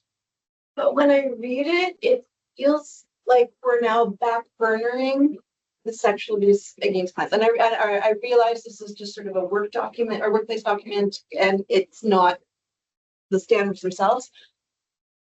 But we have emphasized so often this is so important, and that it read to me a little bit like it's being back burnered. And I don't think that's the intent. Is that correct? No, it's not the intent. Okay. I think it was 2 things. I think with the prevention of sexual abuse seminar every year, we kind of had like a theme. Like we did educators the 1 year. This year was male RMTs. We thought the next logical one might be on that topic. And then as for the communication strategy, I think it's something that we want to talk about publicly a bit more. I don't think it by any means is putting the other side of that topic on the back burner. I think that's something we continue to talk about all the time. And especially we did this patient discharge amendments last year, of which we still talk about publicly a lot, and Maureen's made a focus at college visits and town halls and things like that. So maybe we can make it clear that this is in addition to the existing sexual abuse work, not replacing it. Can I make that just a practice comment too on top of that, which would be that the 2 things are not exclusive. There's an awful lot of overlap between concerns related to boundary violation and a blending of roles and relationships. And so we were just talking earlier about spousal, for example. We go outside of spousal and think about inappropriate relationships, inappropriate conduct between therapists and their clients. It's on the RMT to be responsible for that, set clear boundaries, etc. There is also a component of pushing that comes from the other client side. And so discussing that in some ways is both beneficial to the way that RMTs behave in that relationship, as well as potentially setting expectations for patients. Okay, that's helpful. I think Jay had something to add. Yeah, well, just because it fits with this, it says sexual abuse, and I don't know how this works in a profession, but just general abuse. Would that fall within that, or are we keeping that to if it's not an issue, it's not an issue? I think we kind of singled out sexual abuse. So that's something we've heard from RMTs a lot. Is patients will try to sexually abuse an RMT. Yeah, no. So that's why we chose sexual abuse. No, I understand. Okay. And Roberto was there. For prioritizing the sexual abuse prevention, for the actual KPIs, do you have or do you plan to have actual KPIs that measure ultimately the decrease in the number of sexual abuse incidents that are found? It's hard to, we do have that information, yes, but it's hard to really say if the numbers going up is a bad thing, because so much sexual abuse goes unreported. So often making people more aware of it, encouraging them to come forward when they do experience sexual abuse, like a patient, the numbers actually could go up. And that doesn't mean that it's happening more, it just means it's being reported more. So the more people are aware that CMTO exists and that we take these type of complaints, we might be receiving more complaints of things that are already happening. So it is sort of hard to say if it's going up or down just by the number of complaints we get. But over time, the education will create more, or you want to encourage, but over time, over a 5-year plan, not having some sort of making them should be altered. Have an objective to decrease this category of sexual abuse prevention. Certainly, yes. And I think that would probably be something that would fit better under maybe the operational kind of things, because we do track the number of complaints we get and by complaint type. These are more for one-off projects for 2026. But that's something we can track for sure. But like I said, it can be tricky to say if it's going up or down, but we can measure it over those 5 years. So thank you. The RMTO have a report that says 75% and female RMTO teams, 50% happen in the clinic. Mhm. So not include some vocal booking since it's quite popular. I think it's time to address this. So it defines us what is registered massage therapist and what is body work, right? Mhm. And also for the public, they have clear mind. Yes, we are protecting you. And because we are registered, we are not. Things. I think it's both beneficial for That- public and for our colleges. Yeah, so do we. And yes, and we did read the RMTO survey. And I think that certainly got us thinking about things we could do in that topic. So thanks. Oh, Matthew. Oh, sorry. Matthew, go ahead. Somebody else back there? Yeah. Okay, whatever. Questions on developing an AI policy. So I understand it's trendy in basically every industry to discuss adoption of AI practices and all that these days. But other than for record keeping, in which case the software tends to be so complex that massage therapists can't possibly be expected to understand the blood and guts of it. What would an AI policy for RMTs even look like? Just to, like from a table of contents perspective, obviously not the whole thing. And secondly, AI is such a fast-moving industry. You know, I've been using AI in different contexts since probably early 2023 or late 2022. I've worked with a number of tech companies that use AI extensively, and I'm looking at the policy drafting target is about 9 or 10 months away. It seems like that policy would be stale by then. It would have to be kind of a living document that would need to be updated basically every few months. So I guess my question is, how is punting that policy drafting date down the road going to address whatever concerns, and I don't really know what they are yet, that this college and this industry face with use of AI? Can I lean on Brad? Sure. And it's a very good piece of commentary in that the target is always quite challenging to follow on something that's such a quick changing aspect of our society's overall direction, let's say. It's the amount of time we need, though, is because it's something that is quite different than other policy that we've provided in the past. And we want to make sure we have a fairly good understanding of it. And we hope some additional direction from what's happening in the profession, what's happening more broadly in terms of other healthcare and expectations, perhaps from government or other places. And we don't necessarily want to be providing guidance that, like you said, needs to be changed rapidly. Perhaps this rate of change will continue. But from our point of view, I think there was a sense that we need some time to develop the guidance effectively and to gather the information that we will need to do that effectively. I don't know if that satisfies your question. To go back to the question a little bit about what uses we're seeing already in the profession. Obviously, everybody can use AI for all kinds of things, and for communication and things like that. We also know it's being included in practice software to various degrees already. That one of the keys today. I just comment on that for your information and for anyone who's not an RMT or not an RMT who's dealt with the Office of the Privacy Commissioner. But they have released a policy and a statement on AI use in record keeping. And I would assume any policy from CMTO would reference organizations like that who are going to be keeping up to date and modifying their policies, because you can't just choose any AI to record your notes. to be aware of where that data is, how it's being kept, how it's being collected, and what's happening. So just some background information. Okay. Well, the other thing that I could give you an example, Matthew, is sometimes if you have to draft a letter to another healthcare provider, lawyers, etc. Some people want to make their wording sound a little bit more professional. So if I'm putting Matthew Gordon's personal health information into any number of artificial intelligent websites, and I don't know where that information has gone, how it's stored, there's been a big breach there. So the intent is to sound professional, but now you breach privacy. There's so many other things that could be used with it. I think there's probably so many more ways that we don't even know we could use AI yet. So to your point, maybe a living document, we're going to have general policy and guidelines, but some things will obviously have to change. We use AI in craft.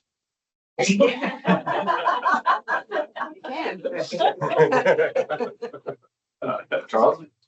I was noticing that the trust and massage therapy as a profession category focuses a lot on massage therapists, massage therapy students, and educators, but really seems to miss the public, interprofessional, regulatory, and government stakeholders.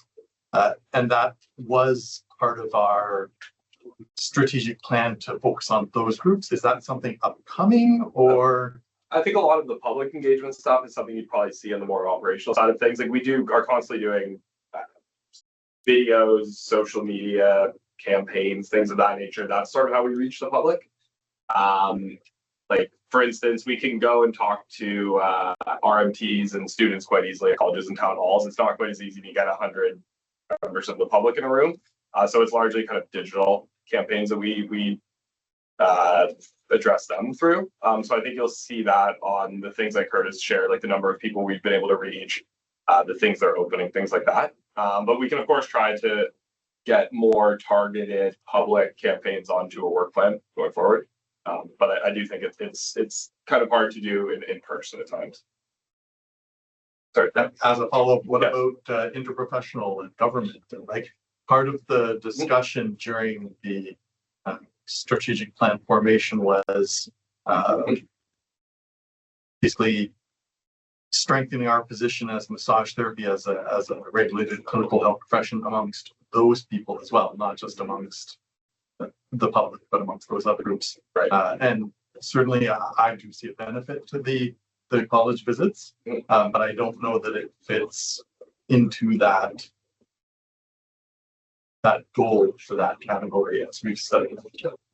Understood. Okay. We can, I mean, if there's a desire to, we can come back with something that focuses on that, Maureen, or? Well, I think, it's an interesting thing. So we do a lot of work that's not necessarily reflected on the work plan. Like we are involved in communicating with other professional regulators all the time.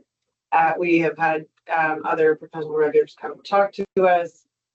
We share information about the work we're doing in regulation all the time as we investigate. So there's a lot of interprofessional collaboration. But to your point about the extent to which that emphasizes the clinical nature of massage therapy, we do need to be thoughtful about that sort of the distinction between collaborating and advocating. So that I think we want to be thoughtful about that moving forward. I mean, I will say that in our communications with government, we emphasize the clinical nature, and we can obviously do that moving forward. We have tended to emphasize, our responsiveness on the sexual abuse matters with government. That has been our primary messaging. But I think we could also transition to some messaging more about, as you mentioned, about the clinical value. Thank you. Any other questions, Jack? Cost recovery 30%. How does that compare to current? Andrea? So we sort of have an array of data from the past few years because we initiated a project to get a lot of the cost recovery back from our backlog. So the data was, I think, covering around 25 to 27%. That included a large backlog. So this is sort of focused on going forward 30%. Great. If there are no further questions, then we do, oh, sorry, Brian.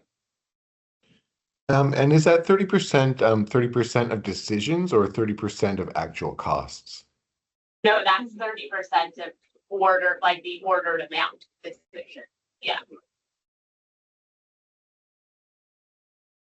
Sorry to keep putting my hand up. Oh. For the prevention of sexual assault seminars that we put on, which I think are tremendously valuable, but they're a very limited audience. Yeah. Because we do present those virtually already to other colleges, is there a way to expand that audience, or is there too much financial cost or some sort of risk to that I'm not? I don't think there's a financial cost. No, in the past we've sort of kept it kind of small as it's sort of a sensitive topic and things like that. But I think if people are aware ahead of time, it's available to a wider group. They could adjust what they're saying in there and things like that if needed. So I think we can do that if that's something the board thinks would be valuable. All right, we'll keep that in mind as we plan this year's session. Thank you. Somebody else? Just looking again at this target to recover 30% of costs. How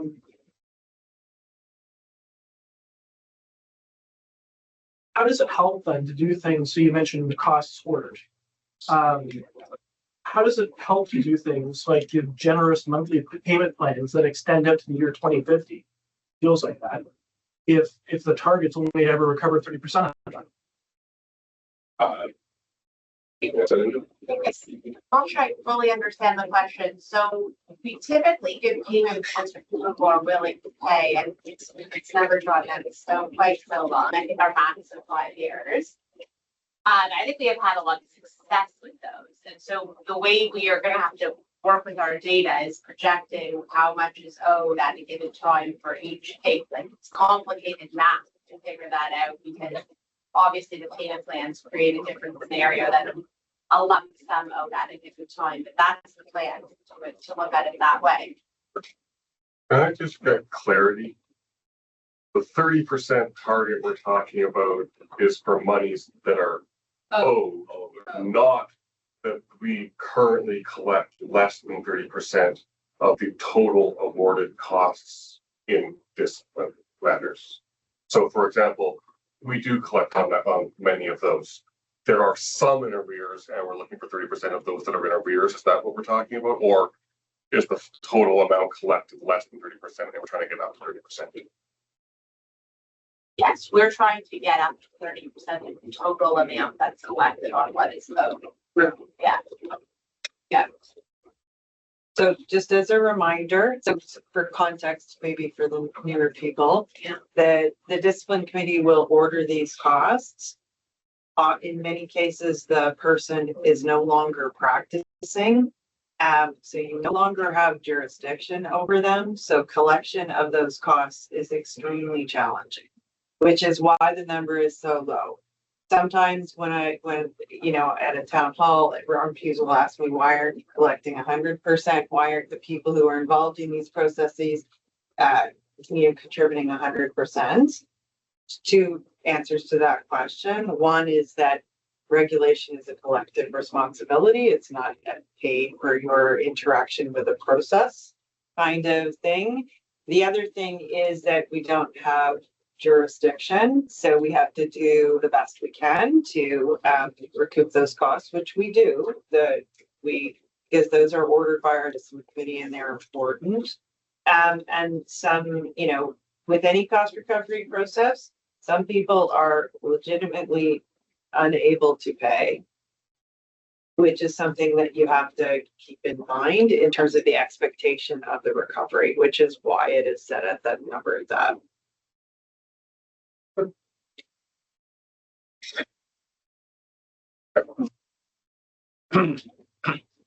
Well, thank you, Sam. Thanks. There's a motion. There is a motion. I'm gonna fix it. So we do have a draft motion on the table that the board approved the 2026 CMTO work plan, Appendix A, as presented. Do I have a mover? I saw Tammy, I saw Howard, Anyone opposed? Seeing none, that carries. Back in December, the board approved a project to explore the possibility of rebranding CMTO, including a potential public-facing name change. My understanding is that there have been some developments, and Sam will be asking the board to reconsider this direction and present an updated plan. Sam, welcome back. Thanks. Want to second me?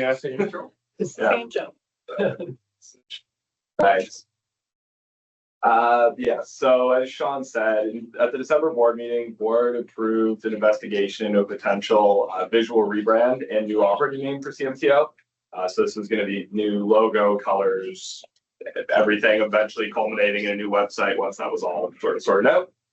Since then, while undertaking some internal planning work, staff kind of reviewed 3 key documents to guide this. A 2025 communications audit, CMTO's EDI strategy that was also approved last year, and the 2026-2030 strategic plan that was just approved in December. What we kind of found is that all 3 of those documents kind of point to the same thing, which is that our website and digital content need updating, but a full visual rebrand isn't really what's called for right now. So what we're recommending is that we kind of reframe the project, and instead of doing a rebrand investigation that might result in new logos and colors and everything, we want to focus on a new website and communications content update. We feel that this reframed approach is a lower cost, higher impact, and more directly connected to what our own strategic documents are asking us to do. But we think it still preserves the original scope of wanting to do something that makes an impact for registrants and the public. So here's sort of what's in scope, what we're talking about. A new website. We're seeking something with improved accessibility and user experience. Our current website now functions a bit more like an archive than a useful website platform. That needs to change for both patients and registrants. I think some things are difficult to navigate and not everything's organized correctly. Some digital content updates. So much like our strategic plan says, we're trying to use more plain language and things that's more accessible and understandable wherever we can. Consistent use of the term patient instead of client. Clearer policies and standards of practice, which I'm presenting on next. And more visual content, so more visuals, videos, and things like that wherever possible when we communicate with the public and registrants. Name exploration, though, if the board wants, we can still explore the idea around a new operating name for CMTO, which we talked about in December. Again, this would be a public-facing operating name only. We're not proposing changing CMTO's legislated name, which is in the Massage Therapy Act. And what's not in scope is a logo or visual redesign. I think that's what we want to remove from this project to instead focus on the website, which eventually we would have got there anyway. I think we're just sort of eliminating the lengthy initial visual part and skipping to maybe the more impactful piece, which could be a new website. So some rationale coming from those 3 documents I was talking about. As everyone knows, our strategic plan directs us to simplify information, provide and promote transparency to patients and registrants, and reinforce massage therapy as clinical healthcare, which I think we'll do through the patient term. Our communication audit, again, suggested a website overhaul, suggested using plain language and patient wherever possible, more video and visual content. And that's sort of where the name exploration idea came from. In our EDI strategy, one of the goals is clarity and accessibility for registrants and patients navigating regulatory processes with ease. I think a lot of that has to do with our website, is that's where the standards are, it's where our policies are, and that's where information about how to file a complaint, everything like that is. So I think it's a relevant piece of the puzzle to meet all of these directives. So while this work is underway, staff's also moving forward on a number of other things. As we just talked about, operationalizing the 2026-2030 strategic plan work plan for this year. We're releasing our annual report, which is in your board package, which needs to be translated, sent to the ministry, and released, and all of that. We're hosting 6 town halls this year to engage with registrants, and we're implementing other recommendations from our communications audit more broadly. So I think there are a lot of different high impact kind of communications things going on. And then if approved in Q2, staff would come back with a more developed plan for the website refresh. Like obviously if approved, we would have to issue an RFP and get submissions from vendors, have to decide which is the right vendor to deliver on a new website, depending on what the scope we want is. We want to do content audits throughout our website and documents for plain language and the use of patient. We can still explore, like I said, the possibility of a new operating name, and we could do that through a survey or a focus group. So we could just come with a few options to the board to see if they're interested in it, and more video and image content development for our communications wherever possible. And then if approved in Q3, we could come back to the board with a revised work plan, proposals from the vendors, a more detailed cost estimate, potential name options or recommendations. So as a whole, we just kind of want to scrap the visual rebrand part of this process and skip ahead to issuing an RFP for a new website is the bulk of the ask today. But I open the floor to questions or comments. Does the current website meet accessibility standards? Largely, we did an audit. We got an audit done actually before, and there were some issues that could be fixed, but it's sort of a costly fix to update any accessibility issues when we are looking at making a new one. So it largely does, but there are some existing issues. Yeah, I think a few things we need to make sure on the new one is it meets all the modern accessibility standards, like screen reading, all that things, as well as French content wherever needed.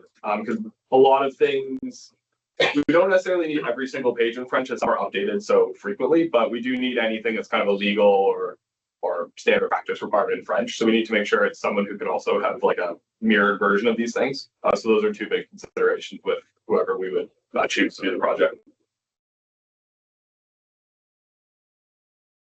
I think this approach is much more realistic, a lot more welcome to people, especially the accessibility, like Roberto had said, for registrants to be able to navigate, to empower them to find the right materials, for patients to be able to access.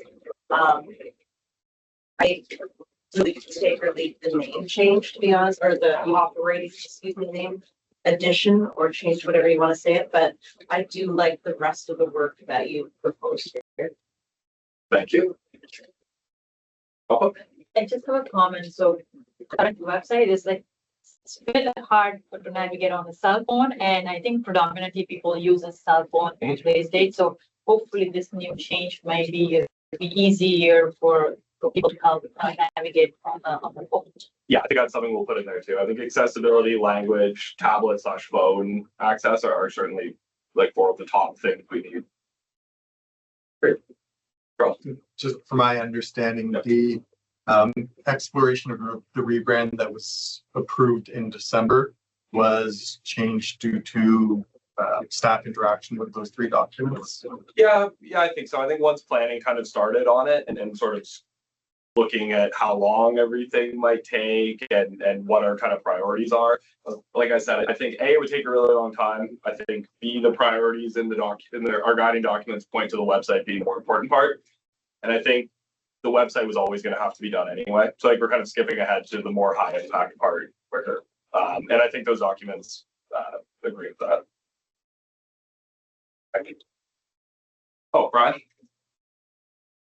I agree with the reprioritization on the name option, potential name options. How much would that cost to go through? Because if you go through a name change, it implies a visual change as well, unless the name happens to end up having the same initials as CMTO, right? Certainly, yes. I mean, it of course could be something where we keep the logo and it's something as simple as Ontario Massage Therapy Regulator, where the name is still technically CMTO. But that's a great question. And we could just bring back a couple of options. And if the board doesn't want to proceed with that, they definitely don't have to. But we could do something as simple as a focus group and see where a couple of names land and bring back some choices and have it as two separate options for the board when we bring back the revised website kind of scope of work.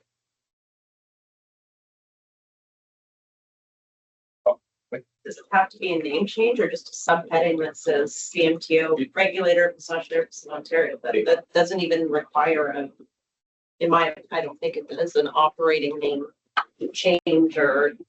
Yeah, it could be. I think I can't remember, it's the MRI technicians, they have something like that, where they call themselves the regulator of MRI or the regulator. I would still say College of Massage Therapists. I don't think changing that would. No.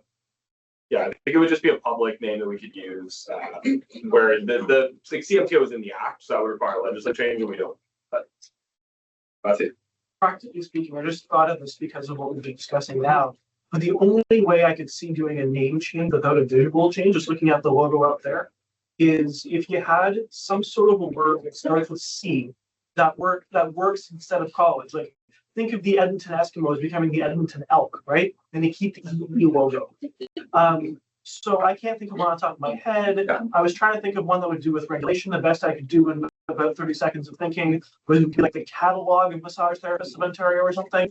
But you have to, and ironically, given our discussion earlier, probably run this through a generative AI software. Just get it to give you a list of 100 words that start with C that could maybe work in the situation. But unless you can do that, I think name and visual do. Okay. If the board, I mean, if there's no desire for the name, we don't have to bring it back, or we could bring at least a couple of options, let the board decide at a later date. But I think staff is comfortable to take direction either way. Carl? In regards to the name, have we had? I know there's been some confusion that the college is like an educational college where we train massage therapists, and that's part of the impetus for this. But on the other side of it, are there any kind of reputational risks to the college of adding or changing that name that's already been established and present since, I say 2001? Yeah, I suppose there could be, which is why maybe it's Tammy's suggestion, where if we do something as kind of a subheading or a clarifying title alongside CMTO. Because yes, I don't think that the actual name would ever change. Like, as that would require legislative change, which would be timely and a lot of a lot more work probably than it's worth to do that.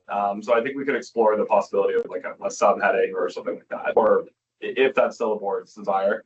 And I think we can do it, quite easily and cheaply through maybe a focus group and developing some options internally and bringing it back. So I don't think it's like a high cost or high risk exploration. Yeah. Just so what I'm gathering then is you don't think that if we did change it, that it would cause any sort of confusion with the general public? I don't think so. No. Thank you. Did you hear that part? I did. For myself, if I look for a doctor or dentist, I'd like to know that they're part of a member of the College of Physicians and Surgeons or dentists. I don't see the necessity of changing the name. Maybe it's more of educational than we're not an educational institute, we're a regulator. I think it's a lot of action for knowledge. Sure, we can come up with maybe then we could bring some options on how we could educate people on what they need instead too. I think I'm a little bit on par with Howard in that when people are looking to make complaints about professions, usually they're steered toward colleges. That's when people start to understand what they are. So I feel like it creates consistency to have like a College of Physicians and Surgeons, a College of Massage Therapy. It's kind of, that's just, I'm putting that out there. At no time have they suggested changing us from the College of Massage Therapists of Ontario. It's just a qualifying name. Yeah, qualifying to Yeah, so underneath. I don't think we need to talk anymore about Okay, got it. the college. Right, that's fine. Robin?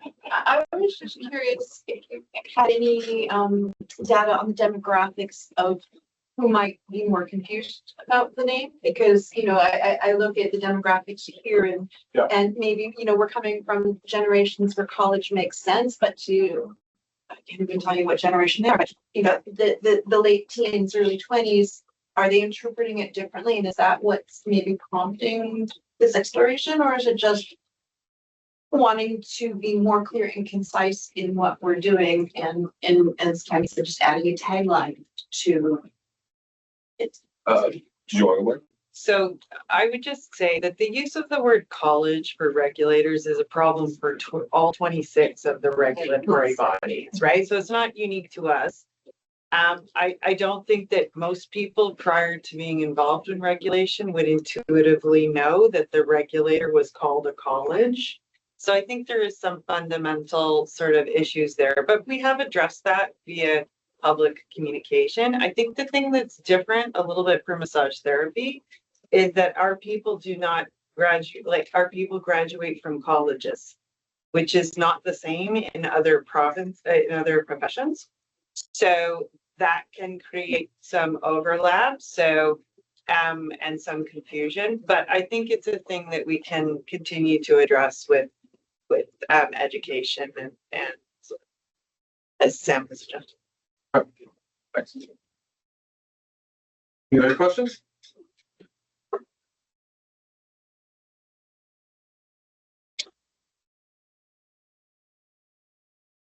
Thanks again, Sam. Thank you. We'll see you soon. Yes. With all of that being said, there is a draft motion on the table that the board approved in principle, reframing the previously approved CMTO rebrand investigation to instead focus on a website refresh, communications content update, and exploring a new operating name. Is there anyone that would like to make that motion as is? I see Matthew. I see Don. Anyone opposed? Howard. I'll go back to my comment. I'm not sure we need to explore the new operating. I can live with it, but I don't want to assess. Okay, that is noted. However, yes. If you recall back in December, and this might help Judy as well, because she's new. Rebrand investigation is going to be way more sweeping than this. This new motion is actually, and I oppose that sweeping nature quite virulently. You've watched the archive video on it. This new motion is actually a move in the softening of the rebrand direction, so that things like website refresh, communications content are replacing things like, let's just throw the shield into the ocean and get a new logo, and also do the new name thing. So this actually is a move in the, it's not maybe as far as we would like it, but it's a move in the direction I think we've both been discussing these past few months. All right, thank you. The motion has carried. Thank you all. Your objection is noted. We are considerably behind schedule. We do have a break scheduled for now, but I would like to ask if anyone desperately needs a break at the moment, or can we push through and take our break now? Not seeing any desperate hands going up looking for a bio break, so then I would like to continue. That brings us to number 10 on the agenda, updating and consolidating CMTO's regulatory documents. You may recall this item came to the board in December. We had a fulsome discussion before asking management to return this item to us for further review. Sam will provide us with an overview of revisions and ask us to consider approving the amended documents. And before we begin, I have spoken to a number of you about this. I have heard some comments about formatting and spelling. And before we inundate Sam with comments and questions about that, what I would ask is if you have corrections to make in that regard, spelling and formatting specifically, just email me those corrections and I will make sure that the college staff receives those. All right, Sam? Sure. Thanks. Thanks, Sean. Okay, so this is my last item, I swear.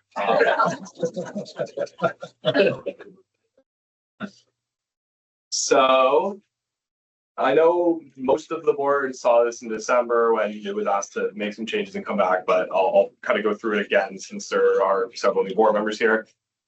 So this project's been in works for a while. And as some background, CMTO currently has 36 regulatory documents. They're kind of spread across these 5 categories: policies, code of ethics, standards of practice, rules, and position statements. These categories are not well defined on our website, and for some of them, even staff can't really put forward a reason why some are in one and not another. So it's a lot of different categories, and it can be confusing for registrants trying to find and understand their obligations, for CMTO to enforce these obligations, and for anyone in the public trying to find something on our website as well. So before I kind of get into the substance of it, I want to acknowledge that this item was brought before the board in December, and there was feedback provided at that time. We took that feedback, and Appendix E in the package kind of walks through that feedback and how we responded to it. Most of the time we made the changes, and there's some where we didn't, and we provided some rationale on why. I'll highlight the one change in particular, came from the board's feedback, which was somewhat substantive. was in the professional boundaries draping and physical privacy standard. The original draft required explicit written consent for an RMT to reach under patients' clothing. This was flagged as a significant variance from the existing standard and as a concern. We accepted that feedback, and the revised version removed that written consent requirement. So I just wanted to flag that that was addressed, as that was kind of a big one. And then to what Sean just said, I wanted to mention that the documents in the package are in Word format for kind of review purposes only. That's not how they'll appear publicly. Current on the current website and then subsequently a new one. The standards are kind of published in two formats, like a web version that's on a web page, and then they're also in a designed PDF version. Any standards that are updated will be put in those templates. So things like spacing, formatting, and layout will all be resolved, and there was never intended for them to be put on the website as you've seen today. I recognize this board package is public, but it's just there for the content. I did hear spelling, so if there's spelling mistakes, I would like to know that. However, formatting, bullets, things like that will all be addressed when they're put into the correct final versions. So today we're asking for approval to move forward with this project. So there are a number of issues that this project is solving and that kind of currently exist with the way our documents are laid out. One is enforceability. So just for everyone's reference, standards of practice are explicitly enforceable under the Massage Therapy Act. Other categories of documents, so policies, rules, position statements, can only be enforced through this more kind of cumbersome pathway through the Massage Therapy Act called dishonorable or disgraceful behavior. And there's some inconsistency there where these documents have to be followed, but they're hard to kind of enforce at times. There's a number of data documents. Some of these documents you'll see in this package haven't been updated since 1999. Position statements about inhalation therapy and public education classes have never been referenced or updated in 30 years, 26 years. There's repetition in the standards. So the 2021 standards were designed to be standalone. That means the same provisions appear across multiple documents. And in a prosecution, staff have to cite every standard where that provision exists. That kind of creates some inefficiencies and unnecessary procedural burden. So we've tried to remove repetition where possible. Not all documents are in French. All our standards are, but not all the policies. So if approved, we would get everything translated to make sure French registrants or French-speaking registrants can understand everything.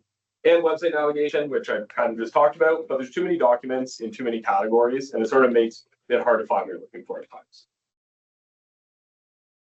So this was a cross-departmental effort. Policy and comms worked with professional practice, investigations, prosecution, quality assurance, and outside legal counsel. Rochelle Alvarez is here from our policy team, sitting over there, and she did the bulk of the work on this, so I'd just like to mention that. And I'd also like to thank Fiona Wang from prosecutions and Jennifer Brennan from professional practice. It was a lot of work, and everyone contributed quite a bit. So the goal of this project was pretty straightforward. We want to create fewer documents, shorter and simpler documents, organized into just two categories: standards of practice, which are enforceable documents that guide RMT's practice and conduct, and then policies. So these are documents related to how registrants interact with the college, or CMTO's operational procedures, something like the use of our logo and name on your website, which isn't a standard of practice. It's not something that involves massage therapy practice, but it still applies to how RMTs can talk to us or use our resources. One principle we kind of held throughout was we were clarifying and consolidating existing obligations, not trying to establish new ones. There was one new one with a flag, but we're really just trying to make these things shorter and easier. So key improvements. So this slide captures the key improvements to this project, at a high level. So first, clear existing obligations. A lot of what we're doing here is taking requirements that RMTs were already expected to follow and making sure they're in the right place. So pulling some things out of policies and putting them into standards of practice where they're explicit and more enforceable. And beyond that, a significant chunk of this work was just cleanup. So like I said, deleting repetition, shortening documents, making language clearer and more straightforward, replacing client with patient in all of these documents, which aligns with our strategic plan. So even where substance hasn't changed, the documents are just more accessible and easier to read. Second, we only added one new obligation. This was in the fees and billing standard, where we're now we're telling RMTs they have to tell a client if they've been delisted from the insurance company before they treat them, to avoid you paying and then not being reimbursed by insurance.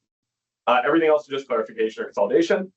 Third, we had advertising and record keeping as guides, which essentially summarize the requirements of the Massage Therapy Act in those sections.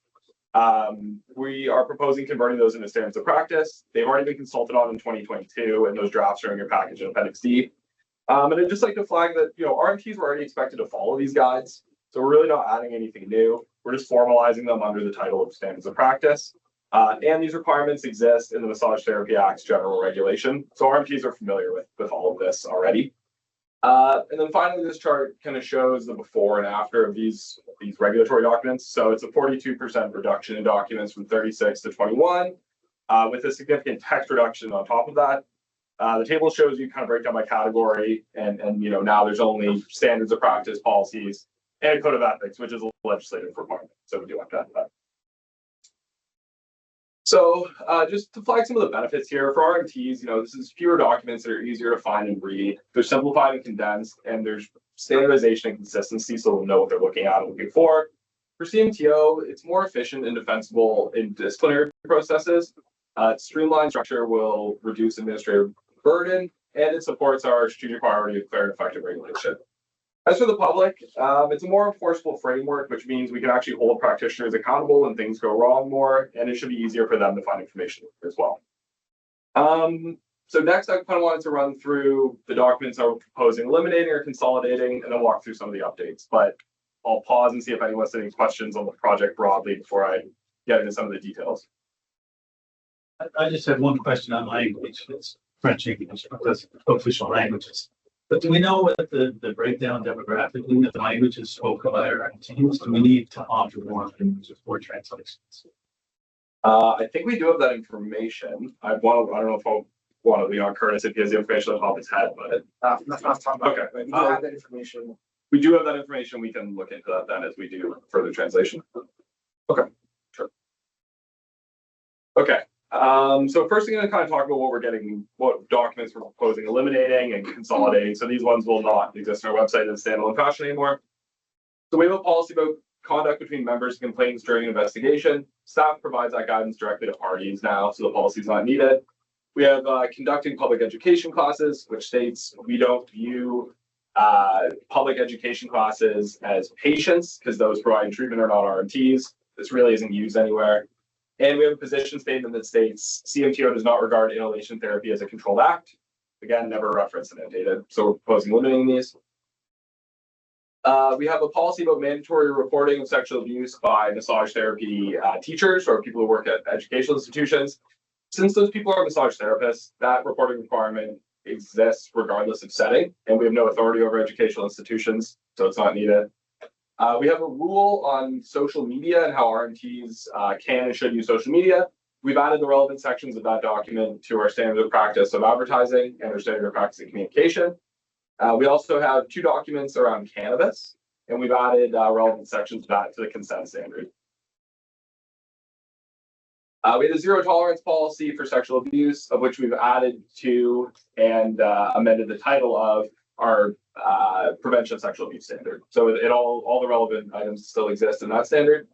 We also had a understanding professional misconduct guide, which was really just a summary of the professional misconduct section of the Massage Therapy Act. It is no new information, and we're proposing eliminating that as well. It doesn't offer anything new for registrants. And then 2 standards, we had 4 standards we now consolidated into 2. We had a professional boundary standard and a draping standard, of which there was significant overlap, so we've consolidated them. Same with our infection prevention and control standard has been merged with our safety and risk management standard, again, due to overlap and kind of simplification. Code of ethics, as you saw in your package, really had minor wording update for clarity, client to patient, a few other small things, but largely no substantial changes. Policies and position statements. So these have already been approved, which I mentioned in the note. I just kind of wanted to provide it for scope. That we went from 7 STRIVE policies to 2. These were approved by the Quality Assurance Committee in November and are currently live on our website. So just wanted to provide another example of sort of where this consolidation has taken place, but we're not asking for approval on these ones. We have a number of policies and position statements that we're now recategorizing as policies. So use of title and credentials, using CMTO's logo, funding for therapy, and privacy. Two have no changes and two have minor changes. Under CMTO logo, we listed we provided a list of our trademarks and told people to contact us if they wanted to use them, but largely no changes here. And then this is sort of the bulk of the work here, which is the standards of practice. So as I mentioned, this is the most enforceable documents RMTs have, they have to follow. So I'll go through this one. Acupuncture, just deletion of repetition. Like I mentioned, there were sections about consent that existed across too many standards, and we've taken them out of almost all of them except consent and prevention of sexual abuse. Advertising and social media. We converted this from our advertising guide. We've reworded some things without adding new requirements. What used to be client-centered care will now be patient-centered care. Again, deleted repetition and amended the title. Collaboration and professional relationships, we made minor edits to. Communication, along with deleting repetition, we added content from the social media guide where relevant. Minor edits to the conflict of interest standard. Reworded some sections about modalities and products to improve clarity, and we added sections from cannabis to our consent standard. As for fees and billing, we just kind of rewrote some things to be more concise. And we did add that section about RMTs informing patients if they've been delisted by an insurance provider before starting treatment. Updated title for the prevention of sexual abuse standard and some minor edits and moving of sections for clarity. Repetition, deletion, and minor edits to privacy and confidentiality. Professional boundaries, draping, and physical privacy is now one standard instead of two. And there are some of the cannabis sections that end up here as well. Record keeping, same as advertising, converted from a guide to a standard with repetition, deletion, and minor edits. Safety and risk management and infection prevention and control also merge into one standard with the repetition and edits done. So I will pause there. I know I kind of went through these at a high level as I didn't want to go super details. I know people have read it. So I'm happy to take any questions now about specific documents or anything people may be concerned with or have questions about before I move on to the kind of next steps. I see Charles back there. First of all, I want to say thank you to everyone who's been involved. I know this is a lot of work and I appreciate the effort that's been put into it. One of the things I noticed going through this document again is that there seems to still be some inconsistency with consent in the document between consent, which under the Healthcare Consent Act, informed consent is a subheading of consent, so consent should automatically include that. But there seems to be reference to consent, informed consent, explicit consent, which to me could be confusing to a layperson reading through the document as to why there are these three separate types of consent. Is it possible to consolidate that down into consent? Would that be something more usable, do we think? We can, but I'll leave on Bryn for 1 second. If you know, one of those informed consent is a definition in our standard of practice glossary. So it does mean something different. So I think that was sort of the intention there. But I mean, if there's a desire to be consistent throughout, we can also look at amending that definition in order to make sure everything's consistent. Because I know we do use written, where we say written or electronic, which is one thing. And then we have informed consent, which is a different definition.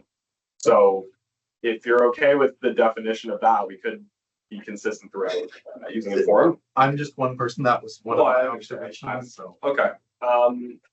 So there is a need to differentiate between consent for treatment and other forms of consent, along with the need to separate written consent for treatment of sensitive areas from other requirements of consent. So that's the attempt we've made at separating those in terms of use of those terms. But if there's places where we think from the board's perspective, there's some confusion on that, we can look at those definitions and explore those split.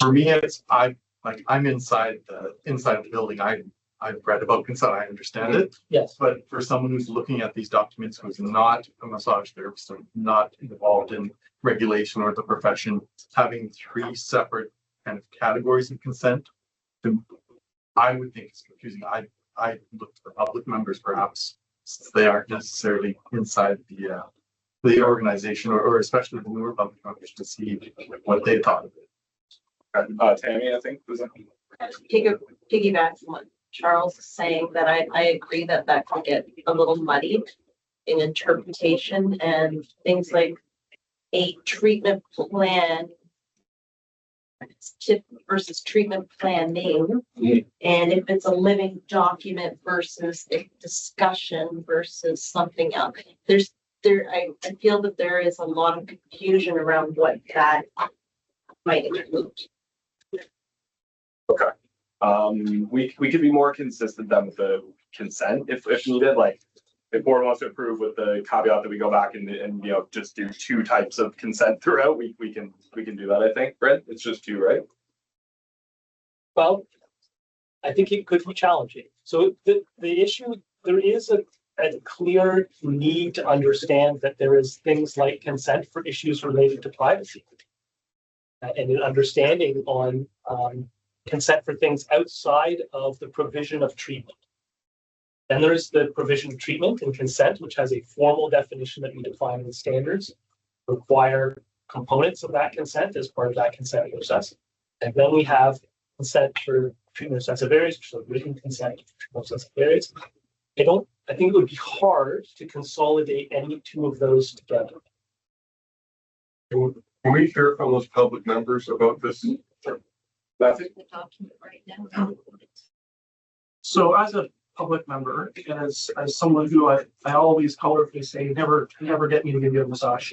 I have sat in a number of adjudicative panels that have dealt with consent issues. And the different times when consent comes up, different forms it takes, things like parts of treatment plans versus consent that has to be given at every single point, versus, emailed consent versus in-person consent, that sort of thing. And I think it follows logically that, one, you just simply you can have defined terms in certain places that get italicized the first time around, like, electronic consent versus in-person consent, whatever the case may be. And then what you can also do is think in terms of subheadings and bullet points, think in terms of times when you can compare and contrast in a chart, think of flow charts. You can use these kind of simply written and visual techniques in any sort of public facing document that isn't meant to be internal to the profession. Obviously, there's too many of these documents and too much of a visual representation for me to try to just draw it on the board for you right now. But that is kind of how I would take care of it when you're dealing with these different factors. Yeah, we could then use our, put something in our standard practice glossary that clearly, maybe a table that shows the difference between the types of consent we list in our standards. Because the glossary is linked in every single standard. And also any term that's in our glossary is always bolded throughout the standards. So you can click on it if it's with glossary. Robin? Yeah, I like what Matthew had to say. And I want to throw it out in my brain, thinking we really focus on informed consent. So could we then say informed written consent? Say it's still under the umbrella of informed consent. However, there's this additional component. You still need to be informed. When I'm doing a consent for a sensitive area, it is basically taking my consultation, extending it a little bit to say, here's what you've presented. Here's what I'd like to do. This is the reasons. This is what different ways that we can approach it. What are you comfortable with? It's agreed upon, and they sign it. But that's all part of informed. So does that work to say informed written consent instead of just written consent? So the idea with written consent is tying that to the concept of treatment of sensitive areas. So it's meant, other forms of consent must be documented, but can be given verbally. So I'm not sure if adding written to places where it's not currently used would address the concern. I'm just saying where it says written, where it just says written consent, can we change that and say informed written consent for sensitive areas? We could certainly make it longer. I mean, to mention that it's for sensitive areas. Does that create more confusion or does that create more consistency? I don't know. I'm just perhaps addressing the question can be done through the method that's being kind of discussed, I think, which is that we can add additional content to describe the use of consent terms, how they are the same and different, and perhaps some additional content to support explanation to the profession and the public? Yeah, because as you saw on the note, we're proposing it if approved, it would go into effect in September. So I think we have some time to develop some educational things and send out some touch point articles and emails to people, let them know what they're in for with the changes. And I do think the way it's currently written, we have multiple versions of consent as well. And I'm not sure if that's been a pain point for RMTs to understand, Bryn. I don't know if your group sees that a lot. Well, I think the consent process is inherently challenging in certain circumstances. I'm not sure if it's the terminology we used or just the application to practice things challenging. Okay. Are there any other public members who want to comment on whether it's confusing or not? Yeah, Judith, and then I'm sitting with it in front of me because initially, I'm just one person. I initially thought it was pretty clear, but maybe I'm, well versed in that whole subject of consent. But from what some people have been saying around trying to put more parameters, for example, around the sensitive areas, when I'm reading through the whole thing, like 1, 2, 3, I feel like those parameters are addressed. Okay. In the next, like, okay, you have to have written or electronic, so that's specific, you have to have that for that. Yes. But that the rest of the numbers, for me, it's clear that those all apply to everything, like the discussion and the written, which is that they're capable and all those other things. So for me, it reads as clear. Like I feel like the other points address the written. That's just my opinion. Okay, thank you. I think Roberto and Howard next. I'm just looking at the documents at number 2, where that goes through some of the clarification of things that patients informed consent, the electronic prior memory assessment, and it goes on.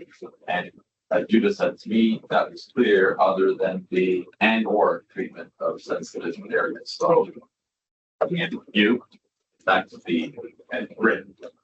Clarified it further for me, if that can be further clarified, then that would just be clear to me as well. Okay. Howard, did you have something? My comment would be like, who's the primary audience really is our RMTs, yeah, definitely. And I think it's got to be clear for them, and the public is going to use it when there's an issue that arises. So I think you need to, RMTs need to understand it and take it. The public's going to what? Well, the public is not going to, when are they going to look at the standards? Okay, no, If I'm going to see an RMT, I'm not looking at the standards to see what they're doing. I trust that they're professional, that they've been educated, that they understand what boundaries are. So I think we need to focus on clarity to the profession. Okay. Not worry too much. Sure. So then moving forward, going to professional members. Are there any professional members who feel this is unclear to RMTs without applying confusion to the public looking at the document?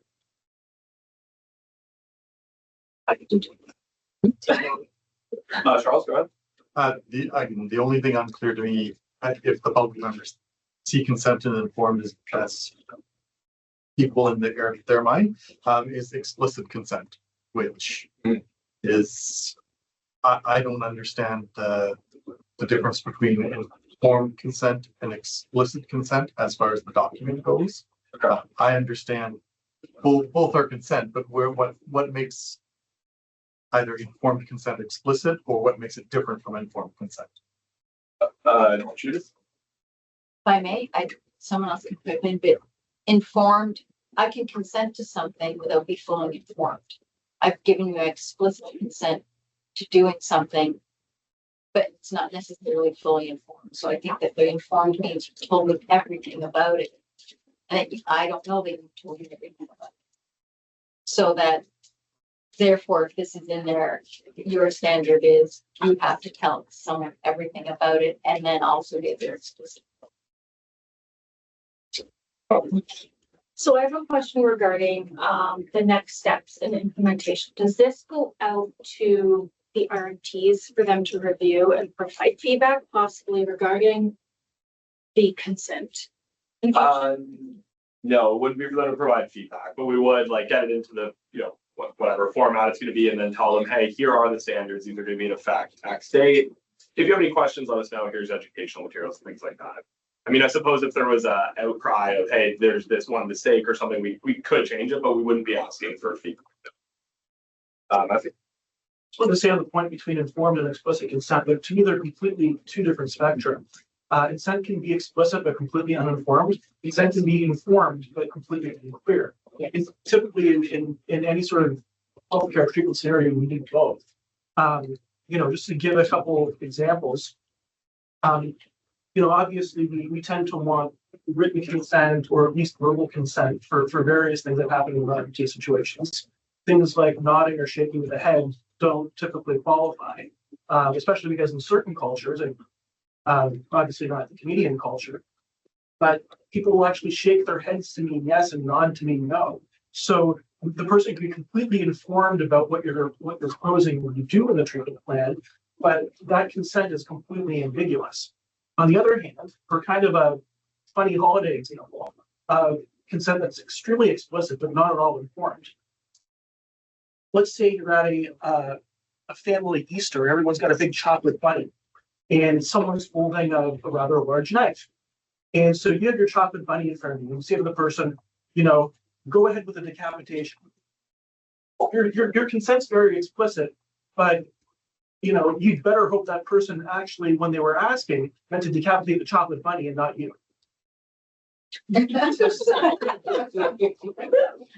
Fair point.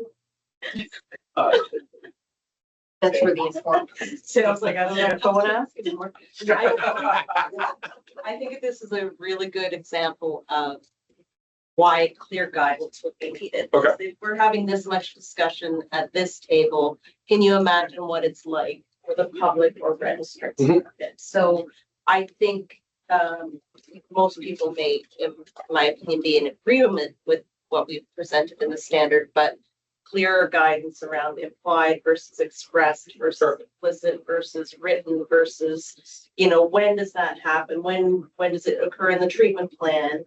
What is the initial treatment and how does that inform it? So there might be some more need for guidance, but the standard of practice itself seems fairly clear. We can definitely do that. So I will just get you to confirm, Sam, that these are not new expectations. No. I just would like to be very clear about that. So there are always things that we can do to be clear about terminology, but this terminology already existed. So I think, to the point that was made earlier by Matthew, and I think supported by others, some kind of explanatory document that would overlay. Yes. Probably will address the concerns we've heard.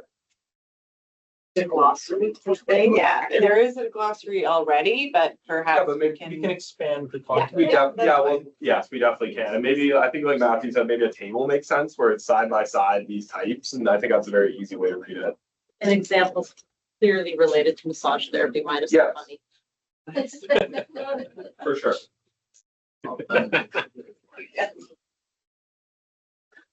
Any other questions then? I hate to be the person who keeps bringing stuff up. Is there a reason why written was taken out of the consent discussion for treating patients during childbirth? That's consent standard item with, sorry? Standard professional boundaries draping and physical privacy. The original was ensure the client is protected from exposure of the genital area and gluteal cleft. Never touch the client's genital areas. Clients can only provide explicit written consent to have their genital area and gluteal cleft exposed for the purpose of massage therapy during childbirth. Because the treatment of sensitive areas already requires written consent. So this is only for exposure being present in the room. It was deemed that explicit consent was sufficient. Thank you. Okay. So sorry, I know we talked about it, but yeah, as next steps, pending approval, we want these changes to come into effect September 8th, so we have time to update our standard spotlights, get everything in the proper format, translate it to French, website updates, probably on the current one as we plan for the new one. Communications rollout through social media touch point, updating the glossary, all of these other things, and developing a regular review cycle for these documents so they don't end up too outdated again. But that was the last slide. Last slide. Yes. Well, thank you one more time, Sam. How many things is that? Two, I think. Losing count. Sorry, I think he lost my job. All right. Great discussion, folks. Are we happy with where we landed on that consent? Are we able to proceed knowing that staff will look at that and continue, or do we need to alter this motion? I guess let's ask, do I have anyone willing to make the motion that the board approve the proposed change to CMTO's regulatory documents as presented in Appendix B? I see all sorts of hands. Jalpa and Robin? Anyone opposed? Seeing none, that carries. Thank you all very much. We are not at lunch on the schedule, but we are at lunch on our bellies. So I am going to suggest that we stop now, break for lunch. We will take the full hour and return at 1 o'clock for a presentation for someone who is phoning in or videoing in, as the case may be. So please all bring you back here a few minutes before 1. Thank you. Thanks. All right, welcome back, everybody. Thank you for taking the time to stretch your legs and be a little more alert for the afternoon. I'd like to recognize that Rivera Van Vliet has joined us virtually to complete our board complement today. Also, please join me in welcoming the registration committee chair, Elizabeth Mathers, who is also virtual, and requesting that the board consider rescinding the temporary registration for sporting events policy. Elizabeth?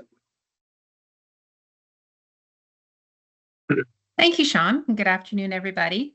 My name is Elizabeth Mathers. I am the chair of the registration committee, and I'm here today to bring forth a proposal to rescind the temporary registration for RMTs for national and international sporting events in Ontario. This is a registration policy. During a regular review of registration policies, we determined that this was a policy that would be fair to rescind. I'm going to ask you to move the slide forward, please.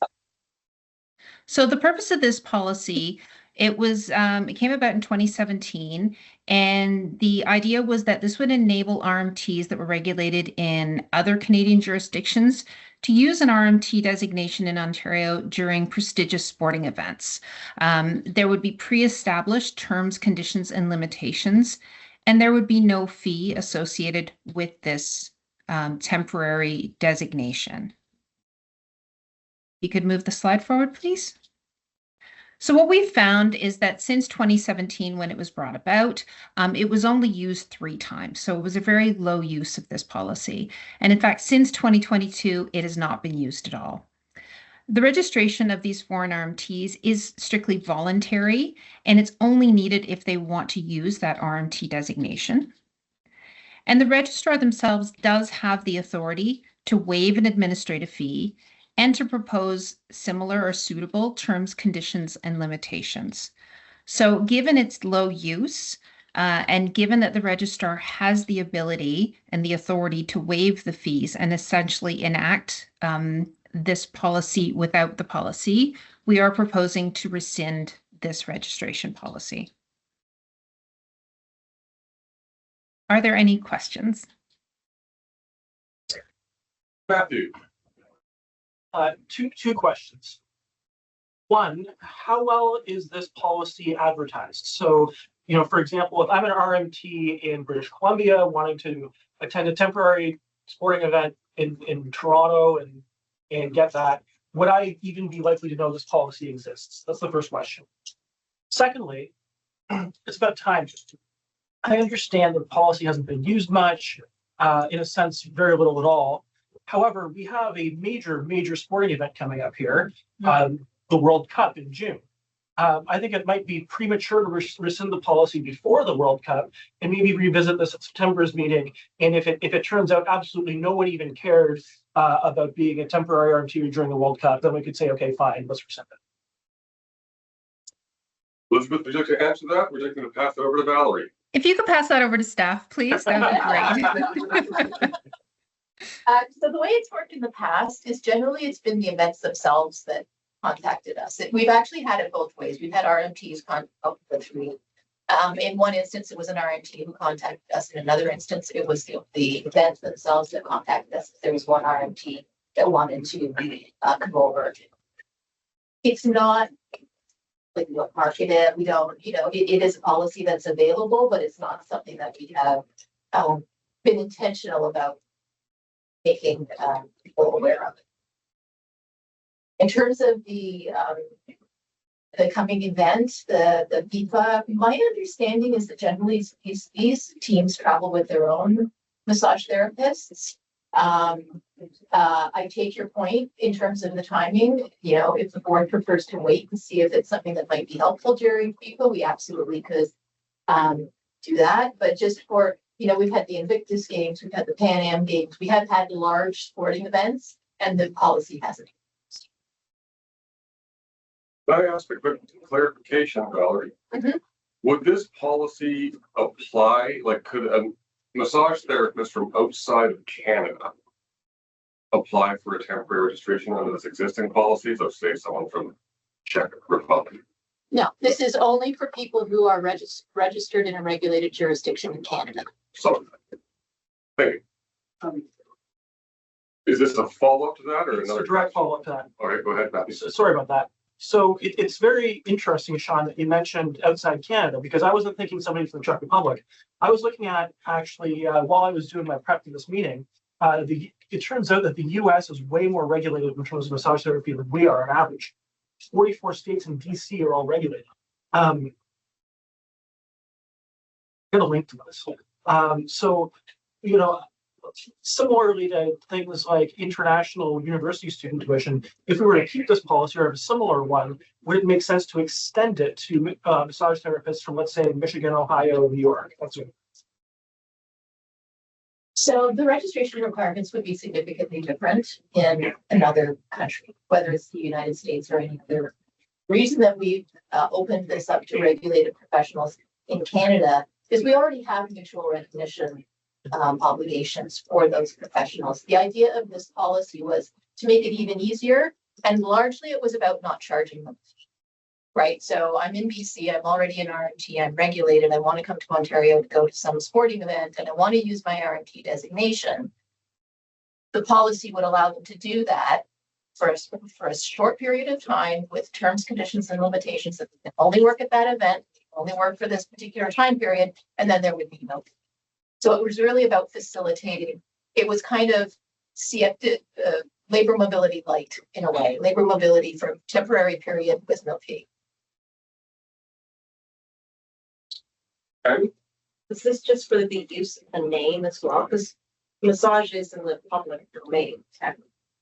And I don't foresee any of them billing Ontario insurance companies from my understanding. So, and I do believe that the majority of sports teams from the network that I have, I know people that travel with the sports teams, or the sports teams have their own RMT.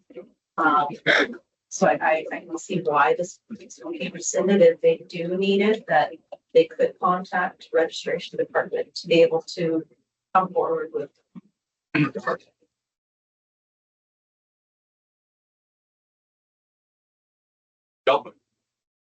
have a question on the liability. So how this policy with liability? The question about liability, like how this policy looks at liability, like if they are performing massage here and something goes wrong, they can complain with us now because we are regulatory body, we allow them to practice here. Yes, if something went wrong while they were registered, it would be under our jurisdiction. Judith. I could be missing something. Right now, what do teams do if they bring in their own massage therapists. And there's lots of sports events coming through and using massage RMTs. So they just don't use it. They don't use this registration process, and that's fine. Well, our authority is over the designation, Yes. not over the provision of massage. So if they're not using the RMT designation and they're not describing what they do as massage therapy, we don't really have any. I see. So they'll give it another description. Robin. I concur with Tammy. I come across in my practice a lot of elite athletes and or managers, owners, and these teams are always traveling with their own support personnel. If I'm treating anybody, it's typically the coaches, because they don't want unknown people addressing the athletes who have very, very specific needs. What they choose to call their team care, whether it's, I mean, it's amongst the team, it's being paid by the team. They can call them massage therapy. They're not advertising it, but you know, the team might say, we have our own physiotherapist, we have our own person who provides massage, we have our own kinesiologist.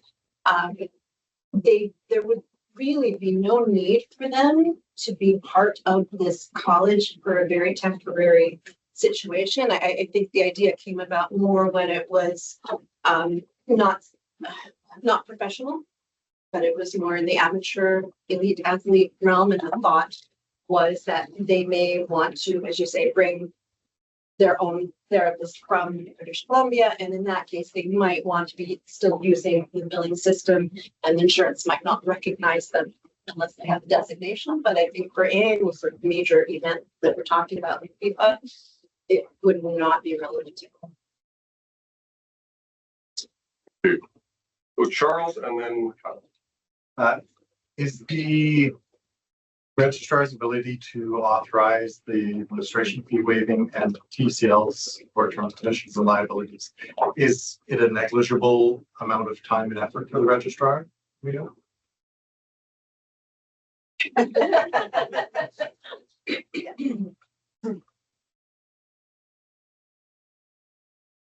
If I was an RMT in DC, I know that this was available, that I could register here on a temporary basis for a sporting event.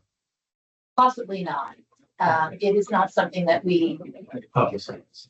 it's not sort of out there as a thing. As I mentioned, we have been contacted by, in one case, it was the registrant, in the other case, it was the event organizer. When the RMT book. Since 2017, No, you said YRMT and the organization. we've only had 3 RMTs in however many years it's been. Almost 10 years. Elizabeth, do you have any final statements before I ask for a motion?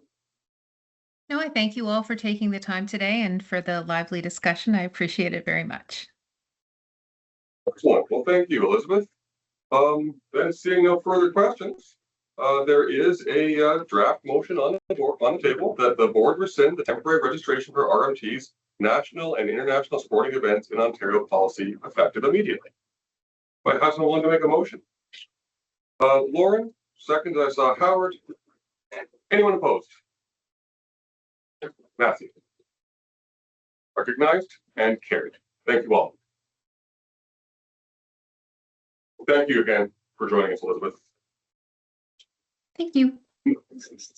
Moving on to item number 12 on our agenda today is the professional practice updates. Please join me in welcoming Bryn Sumpton, Director of Professional Practice, to present updates on accreditation and Strive. Thanks very much, Sean. It is the clicker up here. It's okay. So hello, everyone. My name is Bryn Sumpton. I'm the Professional Director of Professional Practice. For those that I haven't met before, very nice to meet you. I had a second to talk to a couple of folks when we were on break there, but there are some new members of the board, and look forward to having further discussions about topics closer to my department.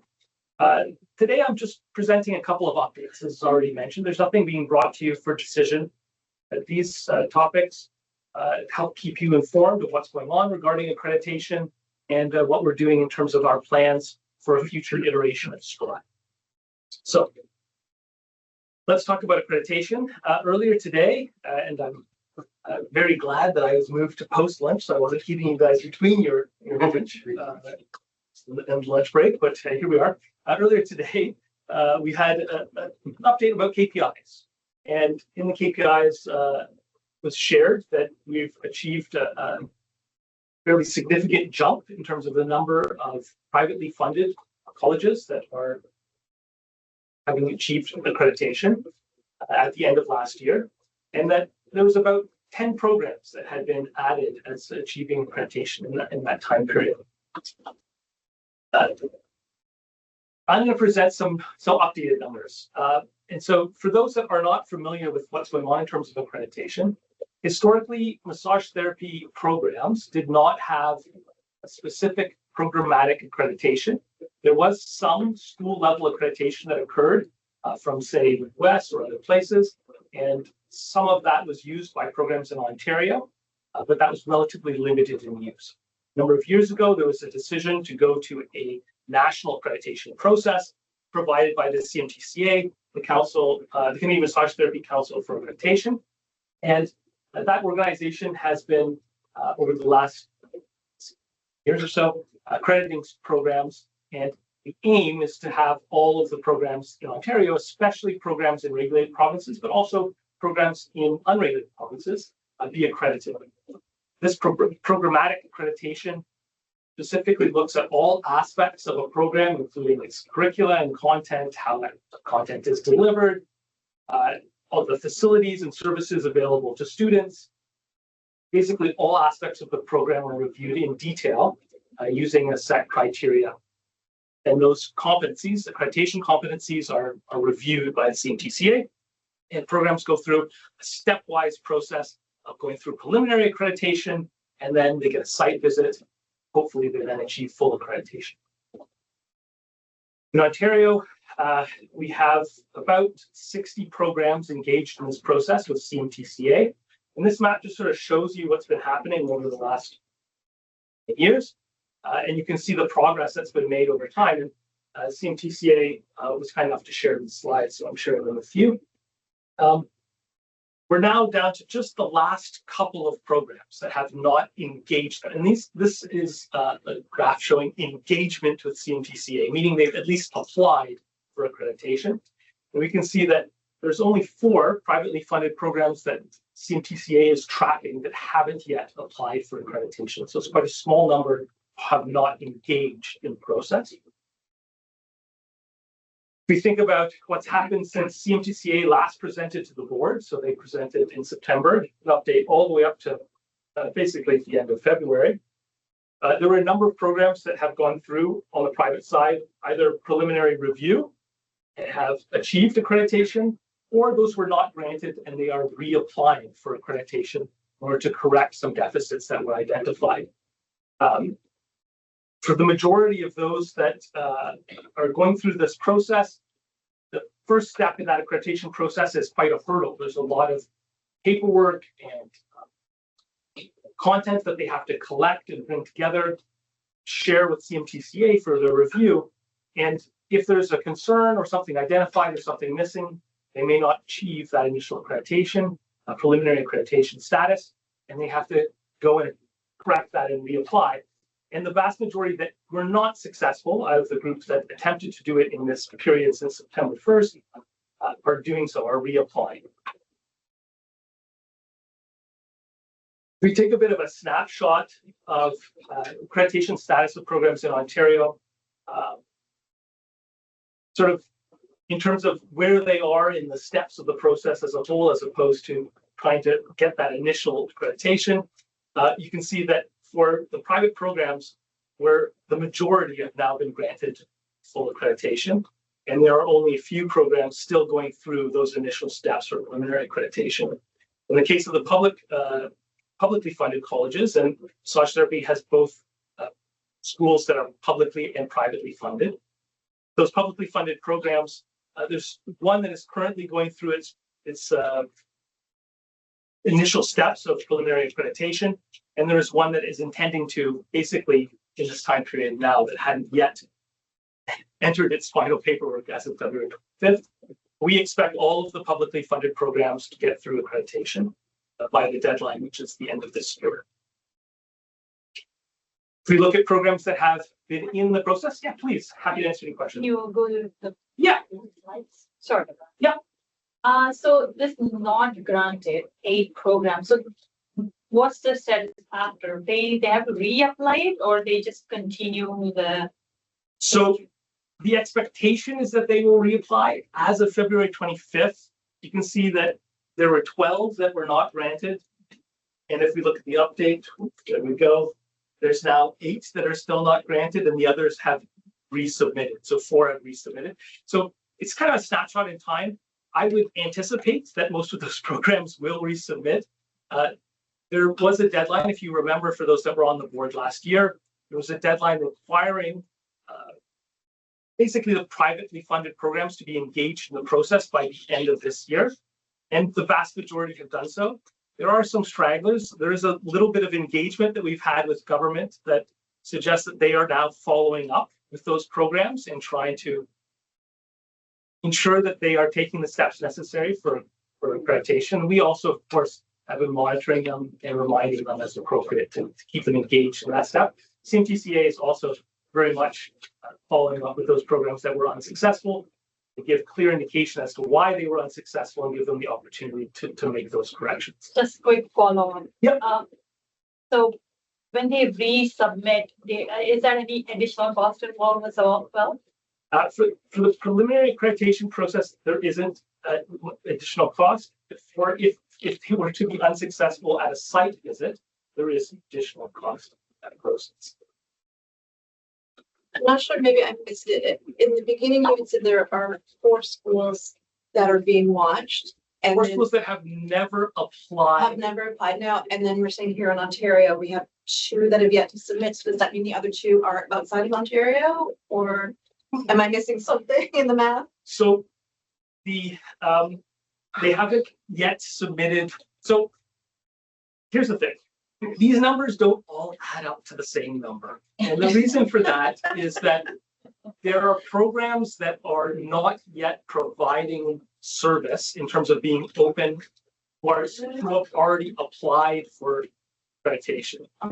Because CMTCA allows, well, doesn't allow, it has to provide a path for those programs that want to add massage therapy, or those schools that want to add massage therapy. There are numbers that won't quite add up in that way. So these are programs that are currently operating. Okay, and then of the ones that have been flagged for keeping an eye out, do we know this, well, the active ones, do we know the size of the program? And if they don't choose to move forward, will that significantly impact massage therapy education in a given environment or place in Ontario? So I don't have that number off the top of my head to tell you exactly how many students they have recently graduated. I can get back to you with more information about that next time we have this discussion. But it's not a significant proportion of the population. So, the questions? Yeah, please.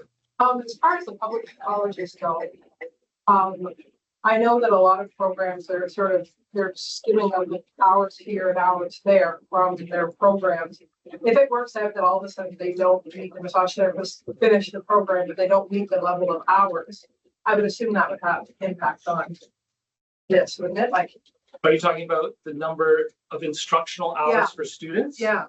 So the accreditation standards have a requirement for a certain number of clinical hours effectively. And so, yes, they would not be able to be recognized as completing the program. But those requirements are quite strict. And if they were circumvented in some way, that information would come back to CMTCA and would trigger an action to find out information.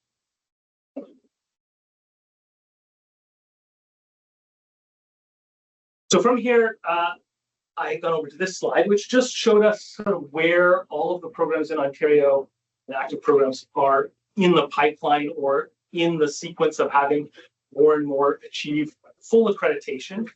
Usually when a program completes preliminary accreditation, they then have a time period to get ready for their site visit, which allows them to get full accreditation.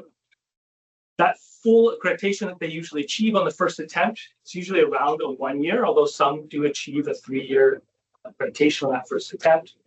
And then if they have a future opportunity to have a site visit when it's time to renew their accreditation, many of them are then able to perhaps, if they score well enough, because again, it's based on a scoring system, they might achieve 5 years of accreditation. So what we're going to have to start doing as we look forward to the future of thinking about accreditation here in Ontario is to, I guess, get past the point in which we're thinking about broad numbers of who is accredited or not, because almost all programs will be accredited over the next few months by the end of the year. And it will start to become an update that I will share with you guys as a board that looks at where they are in the number of years of accreditation they've achieved. Ideally, programs want to achieve longer accreditation because they've demonstrated that they've made improvements in the programs that allow them to score better and have, say, 5 years of accreditation recognized. So we'll come back to that in future years where we talk about accreditation and start to talk about how programs are moving from that initial achievement of accreditation into hopefully achieving higher levels of accreditation in terms of number of years that recognizes that they've been continually improving their program as scored by the standards and competencies for CMTC. Yes. So will that have any impact on their registration numbers? Like if I'm looking at a 2-year program, my question would be, do I want to go to college that's only accredited for it 1 may. There is perhaps a competitive advantage to being able to advertise that you are accredited first and secondly, accredited perhaps for 5 years. It's a stamp of approval that can be used by programs as part of their promotion. So yes, it is something that we see, I think to some degree. If you go to many of these schools' websites, you'll see them promote their accreditation status and mention that as part of their promotional activities to attract students. Yeah, please. I apologize if this is an obvious question for people. Yes. Can students who graduate from programs that are not accredited write the exams and become RMTs? So they have to come from an accredited program to go through our standard process of registration. Okay, and challenge our exams in the standard steps. That was a change that was made a few years ago. We were able to update our registration regulation to require or to expect they come from a accredited school in terms of the standard steps of gaining registration.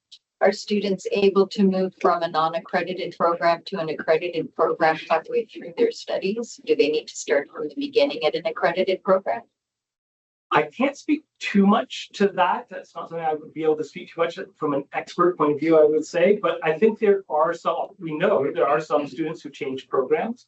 How much will be recognized? Because many of the programs we're talking about are private career colleges, so they don't use the same system that a publicly funded college uses to allow for the transfer of credit, et cetera. There could be some recognition of the courses. Yeah, just add a little bit of detail. So our registration regulation was updated so that CMTO can require accreditation. But it doesn't actually take effect until January 1st, 2027. So the reason that we're monitoring this also carefully is because we want all these programs to get accredited before that deadline. And we do actually have a policy in place that someone who begins a program in good faith before January 1st, we will recognize that program because we don't want to disadvantage the student. And the ministry has actually been working pretty hard with us. The Ministry of Colleges and Universities, the Career Colleges branch, that has the most programs. And they don't want students to be disadvantaged either. So as Bryn mentioned, they have been putting their own deadlines in place because right now it's their authority. We don't have authority, they do. So their most recent deadline is everyone has to have a preliminary accreditation and have all their documentation updated by the end of April. So that actually gives programs that aren't successful some time to get their ducks in a row before the end of the year. Ideally, any program that wants to be accredited will be accredited by the end of the year, and no students will be affected. Thank you very much. Yeah, so we're quite close to that target already. There's just a group of schools, as we looked at before, that are still jumping through those last couple of steps. This is sort of the overall outlook that I just wanted to share with you guys. We actually have about 75% of programs accredited as of right now. So that's a significant overall leap since we looked at it from September, and then just as was shared by Curtis today in his update on the KPIs.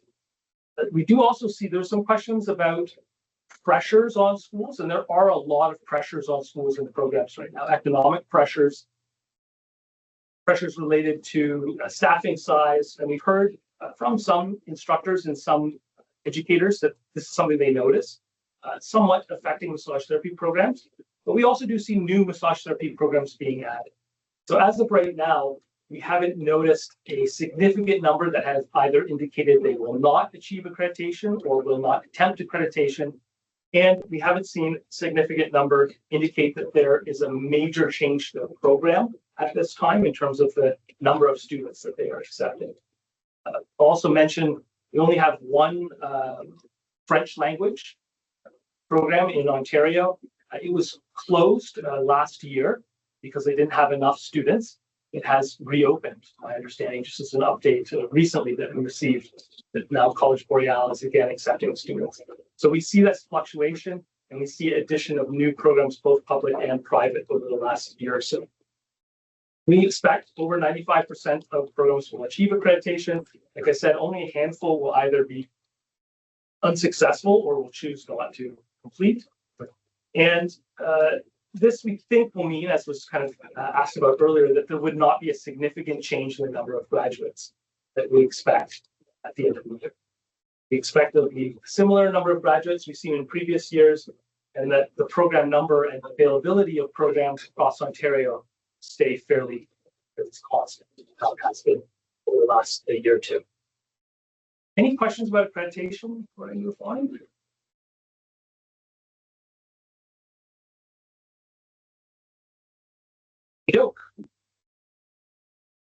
Strive next. All right, well, this is a bit of a shift. So we're talking about massage therapy education programs for entry practice.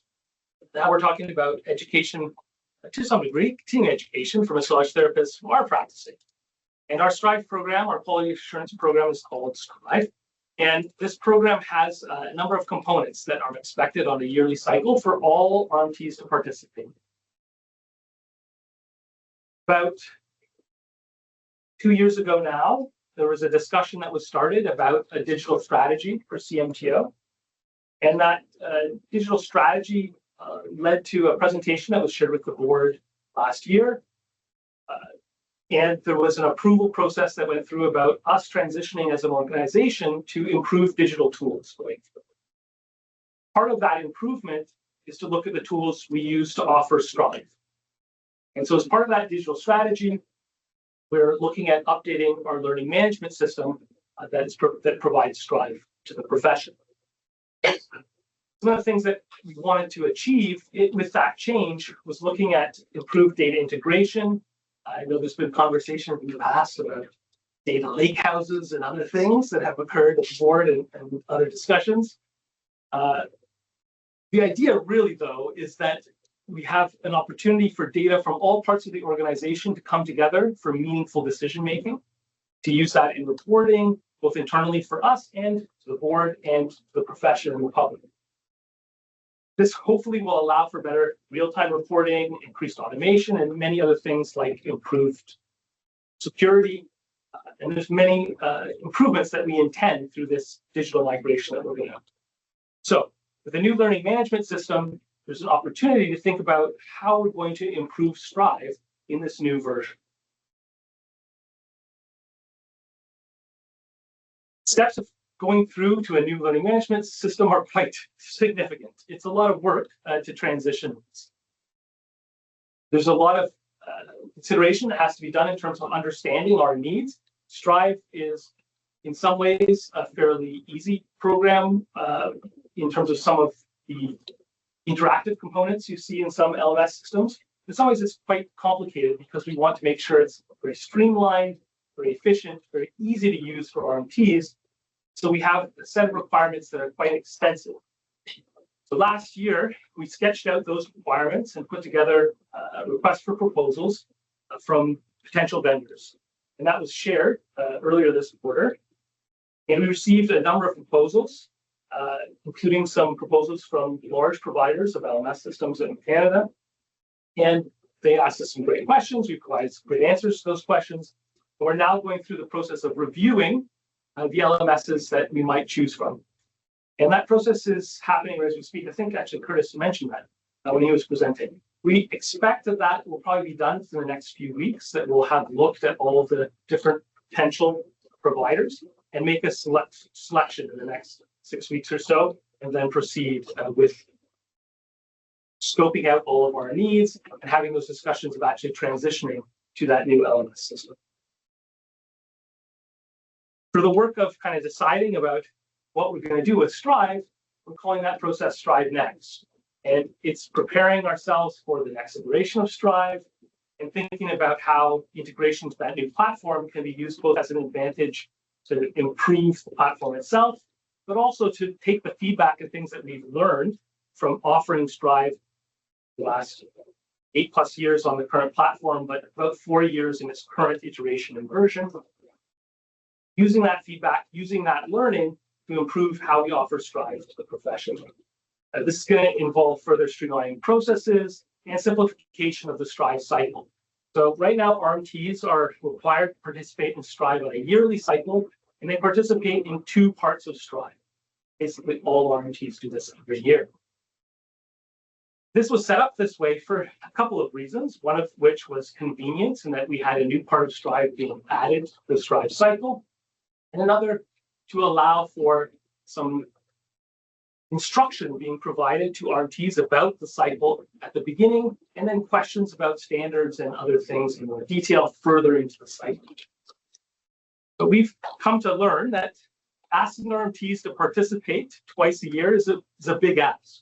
The feedback we've heard from the profession has been that it'd be convenient for them to have it happen once a year.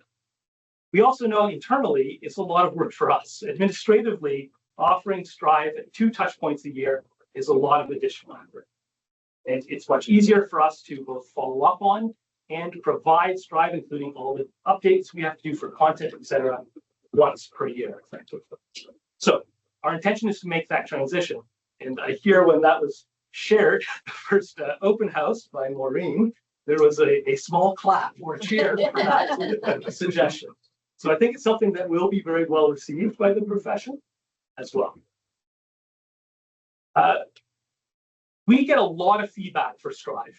So one of the things we do is every part of Strive that you complete, so in the fall you complete Be the Best You Can Be, which is our part where you do a self-assessment, complete an e-learning module, and you set a plan for your learning over the next year.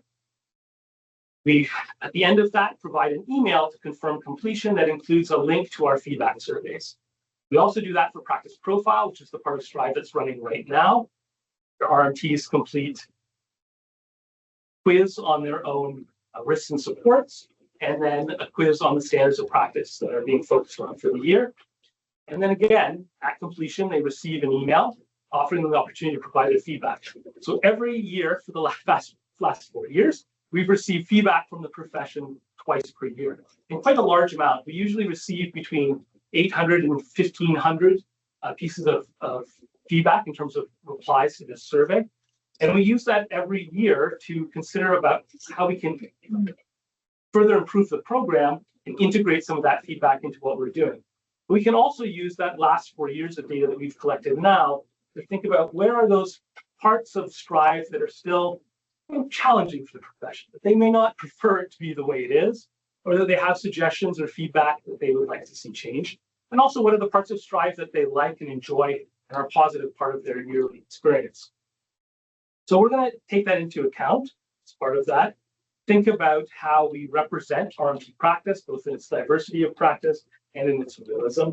Think about question structure a little bit in terms of how we present the types of questions we have in assessments. Think about meaningful options, and that there might be opportunities in a new platform to have some choices that RMTs can choose between when they're completing the requirements for Strive, as well as using any of that functionality that we get from going to a new platform. In terms of content itself, we get a lot of feedback about the content. We hope that having a platform that allows us to be a little more agile will allow us to include some more topical content. We were just discussing today things like consent. So if in a given year where we pick 4 topics or 3 topics, something in there to focus on in a given Strive cycle, what if we had something come up in the year that we wanted to address? If we have a platform that allows us to be a little more agile, we can add content more easily to that platform or allow for that content to be added more easily at some point, say in the next cycle. When we talked about this with the Quality Assurance Committee, with QAC, about the areas that we want to see some additional emphasis, some topics were discussed and shared, like establishing professional relationships, clear expectation setting, addressing boundary violations. So these are all pieces that we kind of touched on a little bit today when talking about sexual abuse. And then also evidence-informed practice was raised as another topic that our committee wanted to see threaded back into the topics that we bring to the profession on a daily basis. So those kinds of topical content that relates to discussion at the time, we hope will be easier to thread into what we're doing in Strive. Other things that we see globally in terms of feedback and change and just sort of the environment, we always look at changes to risks. So we've identified certain risks that we know affect competence in the profession using our own data and looking at data from other professions. And we want to make sure that we monitor that. So we use our data to look at things like risk and consider, are there changes that we want to identify? Are there things that show up as having a stronger signal in terms of how they affect competence? AI use, also raised today, adaptive content and customization. Again, our platform might allow for that if we have a platform that has additional features. And then making sure that the parts of Strive that we're about to bring together, so currently we have 2 parts of Strive 2 times a year, when we bring those together, that they connect to each other more clearly and cleanly. And then lastly, meaningful options, which I already mentioned. So just some keynotes, and I'm happy to answer any questions if they haven't been asked and you guys still have been waiting. So there will be no Be the Best You Can Be this fall. So that's the first thing to take note of. And this is something we'll be communicating more and more loudly over the next few months as we get further into the year. The reason for that is, of course, we're going to this one touch point a year in each Strive cycle. And we intend for that touch point to be in the sort of March, April, May window, somewhere in there. That one Strive period yearly will then communicate it as soon as we have the details. We will share that, of course, with the board in future board meetings and profession. And then we'll also take this opportunity to incorporate a lot of that feedback we've been collecting from the profession more deeply into what we're doing and include that improvement both in content and the way we do Strive, along with hopefully those platform opportunities. As I mentioned before, LMS selection is currently happening at this time, and that after that occurs, I'll be able to bring you guys back more detailed information about our intentions, because we'll know kind of the tools we'll have to work with to make this change. So in September, I can bring back more detail to share about how we're doing with Strive and Strive. Any questions from board? Yeah. I just have one on so are the Canadian companies that are providing the RFPs, and where will the data be stored? Sorry? Where will the data be stored? Canada, US? Yeah, so our requirement is that data is stored in Canadian jurisdiction. The majority of the companies are Canadian companies. If they have an American father company, like currently our current LMS is, our provider is a Canadian company owned by an American. So that's quite common. So it's providers. Do you have any thoughts or ideas or data, shall we say, on which portion of Strive benefits the knowledge and empowerment of our teams more? So is it the profile where you're looking at creating your learning plan and things like that? Is that a more beneficial approach to risk management and gaining knowledge for the IRT, or is it that, shall we call it the quizzing that takes part at this time of year, so that we don't get mixed up in the knowledge of it? Is there one that's more beneficial, or is that something that you can even measure? Don't have data that separately teases that out. Instead, we have data that really clearly connects some of the risks you've identified with competence and performance. So, for example, we know that there's definitely some correlation with how often people are late with Strive and how well they do in terms of their competence. So we have some clear risk features and data for that.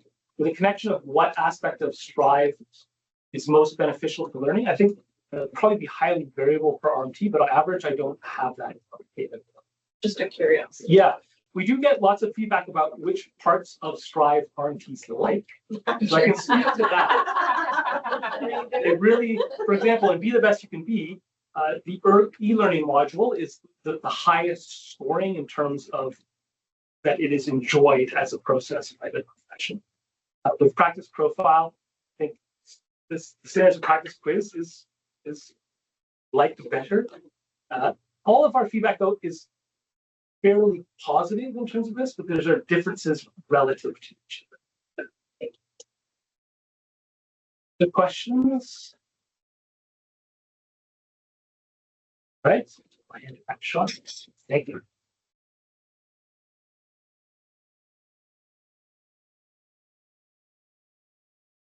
Thank you, Brent.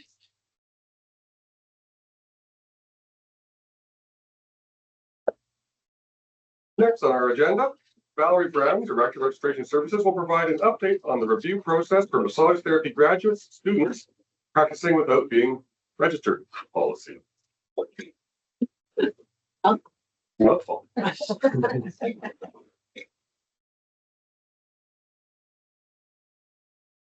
Okay.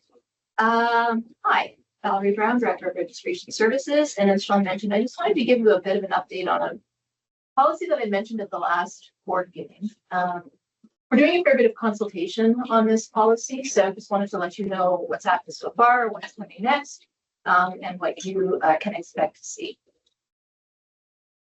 So earlier today, Sam presented a consolidation of the review that had been done of the professional practice and professional conduct policies and guidance.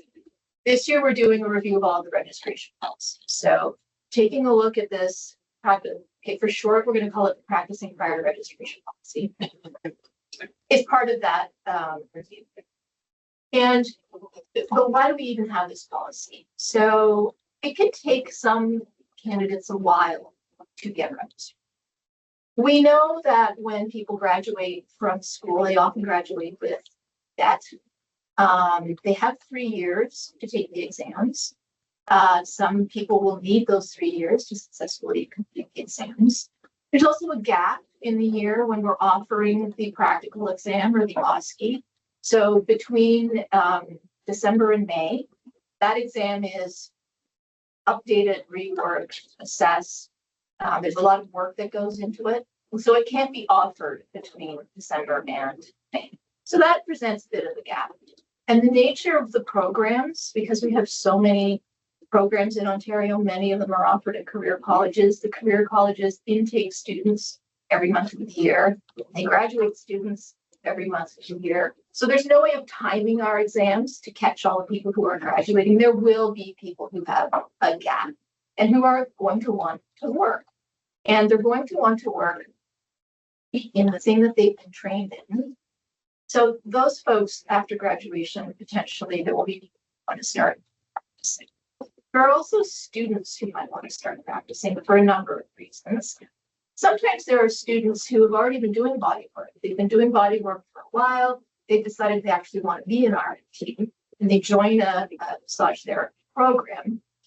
And they don't really understand why they can't do the thing that they were doing yesterday. College is saying you really shouldn't be doing that anymore now that you're a student of massage therapy. And the reason for that is that there are risks related to this. There are a number of risks related to certainly a student doesn't know what they don't know. They haven't even finished their program yet. So there are going to be gaps in their knowledge, skill, and judgment. And even a graduate, they haven't demonstrated that they are able to meet the entry practice competencies because they haven't taken exams and they're not registered. So there are risks to the clients. These are identified in the policy. And at the end of the policy, it says that if you do this activity and we find out about it, that information will go to the registration committee and becomes part of your application registration. So we have this policy to address the risks that the college sees in that activity. However, the provision of a massage is in the public domain. What we have authority over is the use of the designation and holding yourself out as authorized to practice massage therapy. So we don't want to lose the guidance that we have because it's important, but we might need to think about how we're providing that guidance given that the provision of massage is in the public domain. So what we've been thinking about is moving the guidance out of its own standalone policy for an activity that we kind of don't really have authority over into the student guide, which is addressing the people who really need to see it. And then also in the certificate of registration policy. So that policy talks about how registrants can use their certificate of registration and how they have to be careful with their registration number. So there could be some guidance in that policy related to, for example, you can't delegate to someone who's not an RMT. A delegation is not a thing in massage therapy, so you have to be careful about how you use your number. And we want to be far more clear and specific about the risks and what might happen. The current policy is a bit vague in some ways. We get a lot of questions about this policy. It's not super clear to the people that need this information exactly what they should be doing and what they shouldn't be. So if we were to add more guidance to the student guide, hopefully we'd be able to target that audience a little bit better. And because it's directly impacting students, it also has an impact on their instructors, because the instructors are kind of the first line of defense for this policy. When a student has questions about what they can and can't do, they're going to their instructors first. So the instructors have, in some ways, been interpreting this policy on behalf of CMTO with the students. So we wanted to consult with the instructors and the students about the new direction that we were looking. So we had a focus group. We had 8 people in our focus group, 4 instructors, 3 students, and 1 recent graduate. Half of them were from career college programs and half of them were from College of Applied Arts and Technology. And we had a lot of support for the proposed direction from this group and had some very, very interesting and useful feedback from this group. So they gave us advice about the clarity of the language that we're using, that we need to be more aware of our audience. So one example of something that came out of this focus group was use of the word practicing the profession. For us, that means doing the work of a massage therapist. For a student, that gets confusing because they practice to get ready for their OSCE. They practice techniques as they go through there. So there was some confusion there about the terminology. There was a lot of support for us being more upfront about the value of regulation and why this is a bad idea and why regulation is important and how it protects people. And being more aware of the student perspective. One of the things we have to be careful with as we move forward with this guidance is we may be talking to people who've been in a massage therapy program for a week. They don't know about regulation. They don't know about CMTO. They don't know a lot of things that we might need to be a little bit more careful and explicit in explaining to them so that they don't run afoul of a policy that they haven't learned enough about yet. So the next steps here, so we've had our focus group. Detailed feedback from that group will be going to the registration committee to see if there is support for the direction that we're going in from that committee. At that point, we will be putting together some proposed wording that will be reviewed by our communications team and our EDI committee as well. Then we want to go out to do another consultation with educators on e-learning. We heard so much feedback about how we need to be careful about how we're providing this guidance and words that we use. We think it would be helpful to do another consultation with the educators. And then the results of that consultation will be going to the registration committee for a recommendation. This is a board policy, so it would be a recommendation coming from the registration committee to the board. And we anticipate that all of this will be done by the end of the year.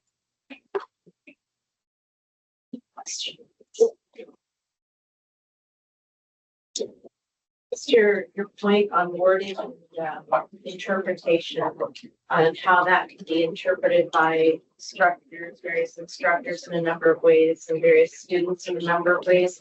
I think that's what kind of Charles and I were trying to get at earlier, was that when we read the standards of practice, it might be interpreted one way, but when different faculty at different colleges, career or publicly funded, might interpret it another way. So I think sometimes when we look at the wording, we need to be as clear and concise as possible so that consent versus implied consent versus explicit versus practicing professionally versus practicing professionally here in Ontario or another jurisdiction even can still be interpreted in different ways. So I think clear wording is probably your best bet and the most, again, educating those that need the guidance the most is really a big guide.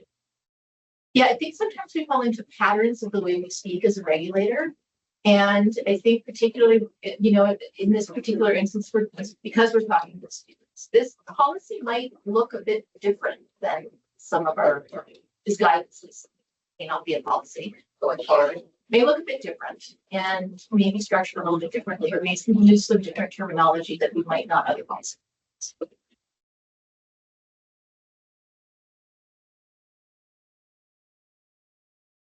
Yes. Just a quick question, because I was looking over the policy and I guess one thing wasn't completely clear to me, which is part of the reason we're discussing it. So I noticed on a footnote, it says that massage therapy students may only practice massage therapy as part of their formal massage therapy educational training program and under the supervision of a massage therapy instructor. So that's like roughly the equivalent of how I could go down to U of T and get a discount dental checkup with a supervised student. Now, but in the policy, it also says that massage therapists cannot supervise the work of an unregulated individual and bill that service as massage therapy. So does that mean that if I'm going to go to a massage therapy school and get a student massage given to me, that they're not allowed to bill me even a nominal amount for that? No, they can bill you. They just can't call it massage therapy, and you can't submit it to your benefits. Oh, okay.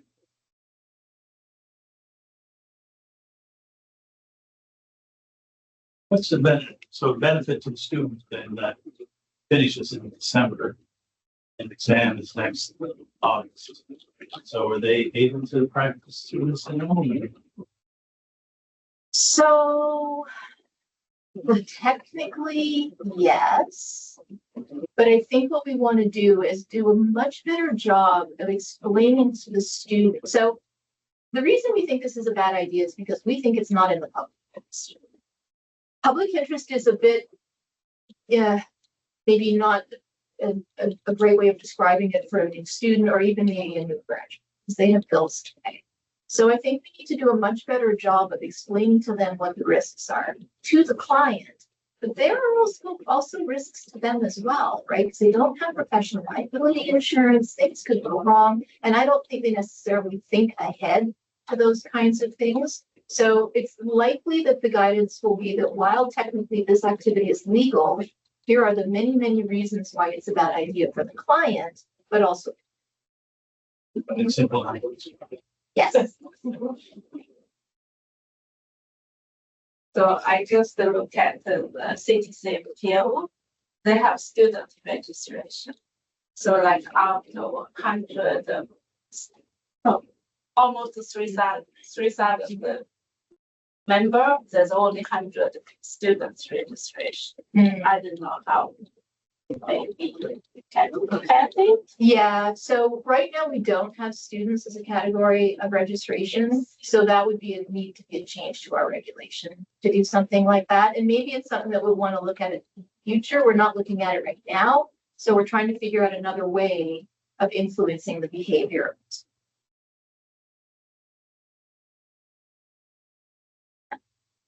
Does the current policy affect a student's ability to practice and keep their skills sharp in preparation for like DOSTs, for example? That is an excellent question. And I think it's something we're going to have to address directly in the guidance. This is about providing treatment.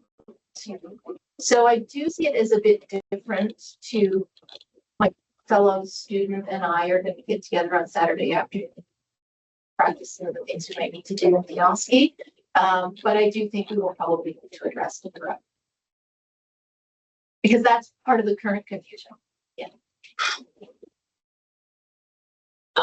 So would it be safe to say that if somebody is flagged in the registration process, that it is determined on a case-by-case basis to the severity? You know, as you say, you have people who are coming from bodywork backgrounds or spa backgrounds where they've been doing this as a livelihood. So will that make a difference ultimately? You know, you're saying you can't work while you're in school, you can't work at what you've been doing for the last 10 years while you're in school, or you have to modify how you're working. Are these types of movements going to be more wholesomely addressed? Yes. I think one of the things we're going to need to look at is here are the many reasons why this is risky behavior, and we don't think you should do it if it's not in public interest. However, if you were to go ahead, here are the many things that you need to have in place to mitigate the risks that we have identified. So if that's the direction we go, and something comes to registration, we would be looking at, were they actually considering the public interest when they were moving ahead with this activity?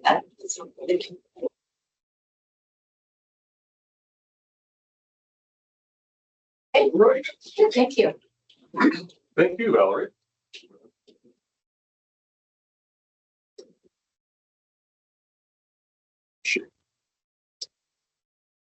I walked all the way up here to say, let's take a break. We are a little bit behind. So let's do 10 minutes and return at 10 after 2.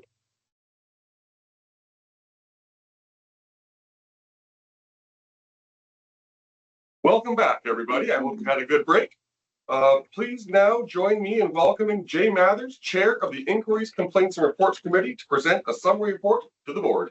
Jay, take it away. Hey. I'm not related to Elizabeth, and she is very grateful for that. Okay.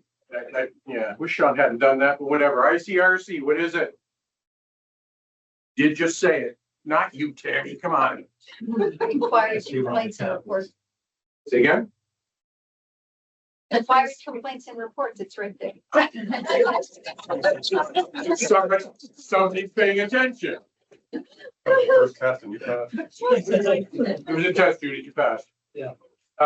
Okay. For our throngs of viewers and the new people, I would just like to take this opportunity to read our mandate. The Inquiries, Complaints, and Reports Committee, ICRC, investigates and disposes of complaints and reports related to registrants' conduct and determines a course of action in accordance with legislation, which can include a referral to the Ontario Massage Therapist Discipline Tribunal for allegations of professional misconduct, directing remediation, or taking no further action. The ICRC also has the authority to conduct inquiries for incapacity issues and can refer incapacity concerns to the Fitness to Practice Committee, which is kind of a sister committee. We are made up of 15 people on 3 panels. And I am reporting on Q4, which was under the direction of the former chair, Carolyn Watt, who you saw earlier. So I will go over that. I know that you poured over these reports in your prep, so I'm only going to touch the high points. In Q4, we had 44 new investigations. Sadly, 30% of those were related to sexual abuse. That was 13, so the percentages aren't quite accurate. Now, 13 new sexual abuse cases is roughly consistent with the average. So to Roberto's point, we'll kind of get into the diminution of the number of cases. But everything that we've done in 2025, but particularly in the quarter, was roughly the same. So what's changed in the sexual abuse is staff now have a risk tool, and they're divided into high risk and low risk. So they have seen an increase in high risk matters in 2024. 20% of new files were categorized as high risk. In 2025, that was up to 28%. Again, not a happy number. Now CMTO has responded. We've hired an additional contract investigator, and we now have a coordinator to manage the low risk files. I should say, if I misspeak on anything, I'm hoping Andrea will correct me. In terms of dispositions, ICRC disposed of 47 investigations, which is consistent with all the other quarters in 2025. Of the 47, 8 concluded with referral to discipline or an undertaking to permanently resign. Those are the strongest tools that are available to ICRC. Again, that proportion was also consistent with the average. Incapacity, we made our first fitness to practice, or they made their first fitness to practice referral of the year in Q4. We didn't have any HPAR decisions in Q4, although in 2025, there were 3 HPAR decisions that came back, and we were upheld in all 3 of them. And I think that's all that I needed to report in Q4. Does anybody have any questions? It was easy. Oh, Brian. Sorry, Brian, can't see you. No worries. What's an example of a low-risk sexual abuse case? Comments. Sorry? Comments. Okay. As opposed to probably physical touching or above. What else would be low risk, Andrew? Possibly like the other communications type issues, like it also depending on like some draping issues can be lower risk depending on the situation. Yeah, I think, Brian, as you have seen, I think maybe in terms of comments too, you might get into texting. That might be not considered stalking, it might be considered lower risk. Rivera? Apologies if this was answered earlier in the day, but are the new work plan targets, the 80% of non-appointed investigations within 100 days and appointed within 18 months, are we on track to meet those work plan targets, or is that going to impact ICRC in any way? So we haven't really started measuring yet because it's sort of just rolling out now.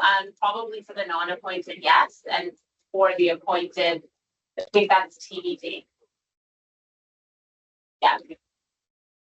Hopefully. Probably we'll track that in future board meetings for their. Any other questions? That was easy, Sean. Thank you all. Thank you, Jay, for all your hard work.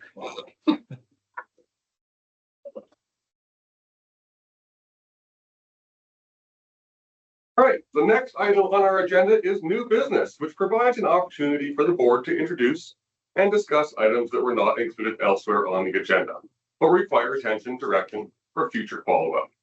These are typically emergency issues, new initiatives, or matters that have recently arisen and may warrant discussion, referral to a committee, or placement on a future agenda. Is there any new business that we need to discuss today? No. Wonderful. Moving on to item number 16 is items for information. The information items included in today's meeting package are the briefing note of 2025 annual report, Appendix A annual report, and Appendix B annual committee reports, the governance policy updates, and the December 2 board meeting evaluation survey results. While I trust that you have taken time to review all of these items, I would like to draw particular attention to the governance policy updates. The policies have been refreshed to align with the recent bylaw amendments, clarify roles and responsibilities, and introduce a staggered review cycle to support more consistent oversight. Members of the board and non-board committee members are encouraged to familiarize themselves with the updated policies as they set the standards and expectations related to conflict of interest, declarations, the code of conduct, and confidentiality requirements. These updates represent the first set in a series of well governance policy revisions that will come to the board throughout 2026. This work will culminate in a fully updated governance manual to be presented to the board for its information at our December meeting. Are there any questions about any of the information items? Robert. Two quick questions. In the agenda was 2026 annual report. Is it 2025? Yeah, it's a typo in the agenda. The annual report and committee reports both say 2025. They're for last year. And is the 2025 annual report final, the version we have yet? Yeah, so we'll send out a link to the board because that lives on kind of a live web page. It's the PDF screenshot of it. So we'll send that out to the board next week. So my last question related to that, I've noticed that there's still reference to client that I've heard many times in the past few days, changing that to patients. Is that more go forward, or is there an opportunity on the 2025 annual report to where there's reference to clients? I noticed in the EDI section, reference to client versus patient is the intent to put patient go forward, or is there an opportunity to change? We made the decision to keep it as client because that's the term we're using in 2025. Okay. The 2026 one and everything go forward will say patient. Okay. Thank you. Any further questions?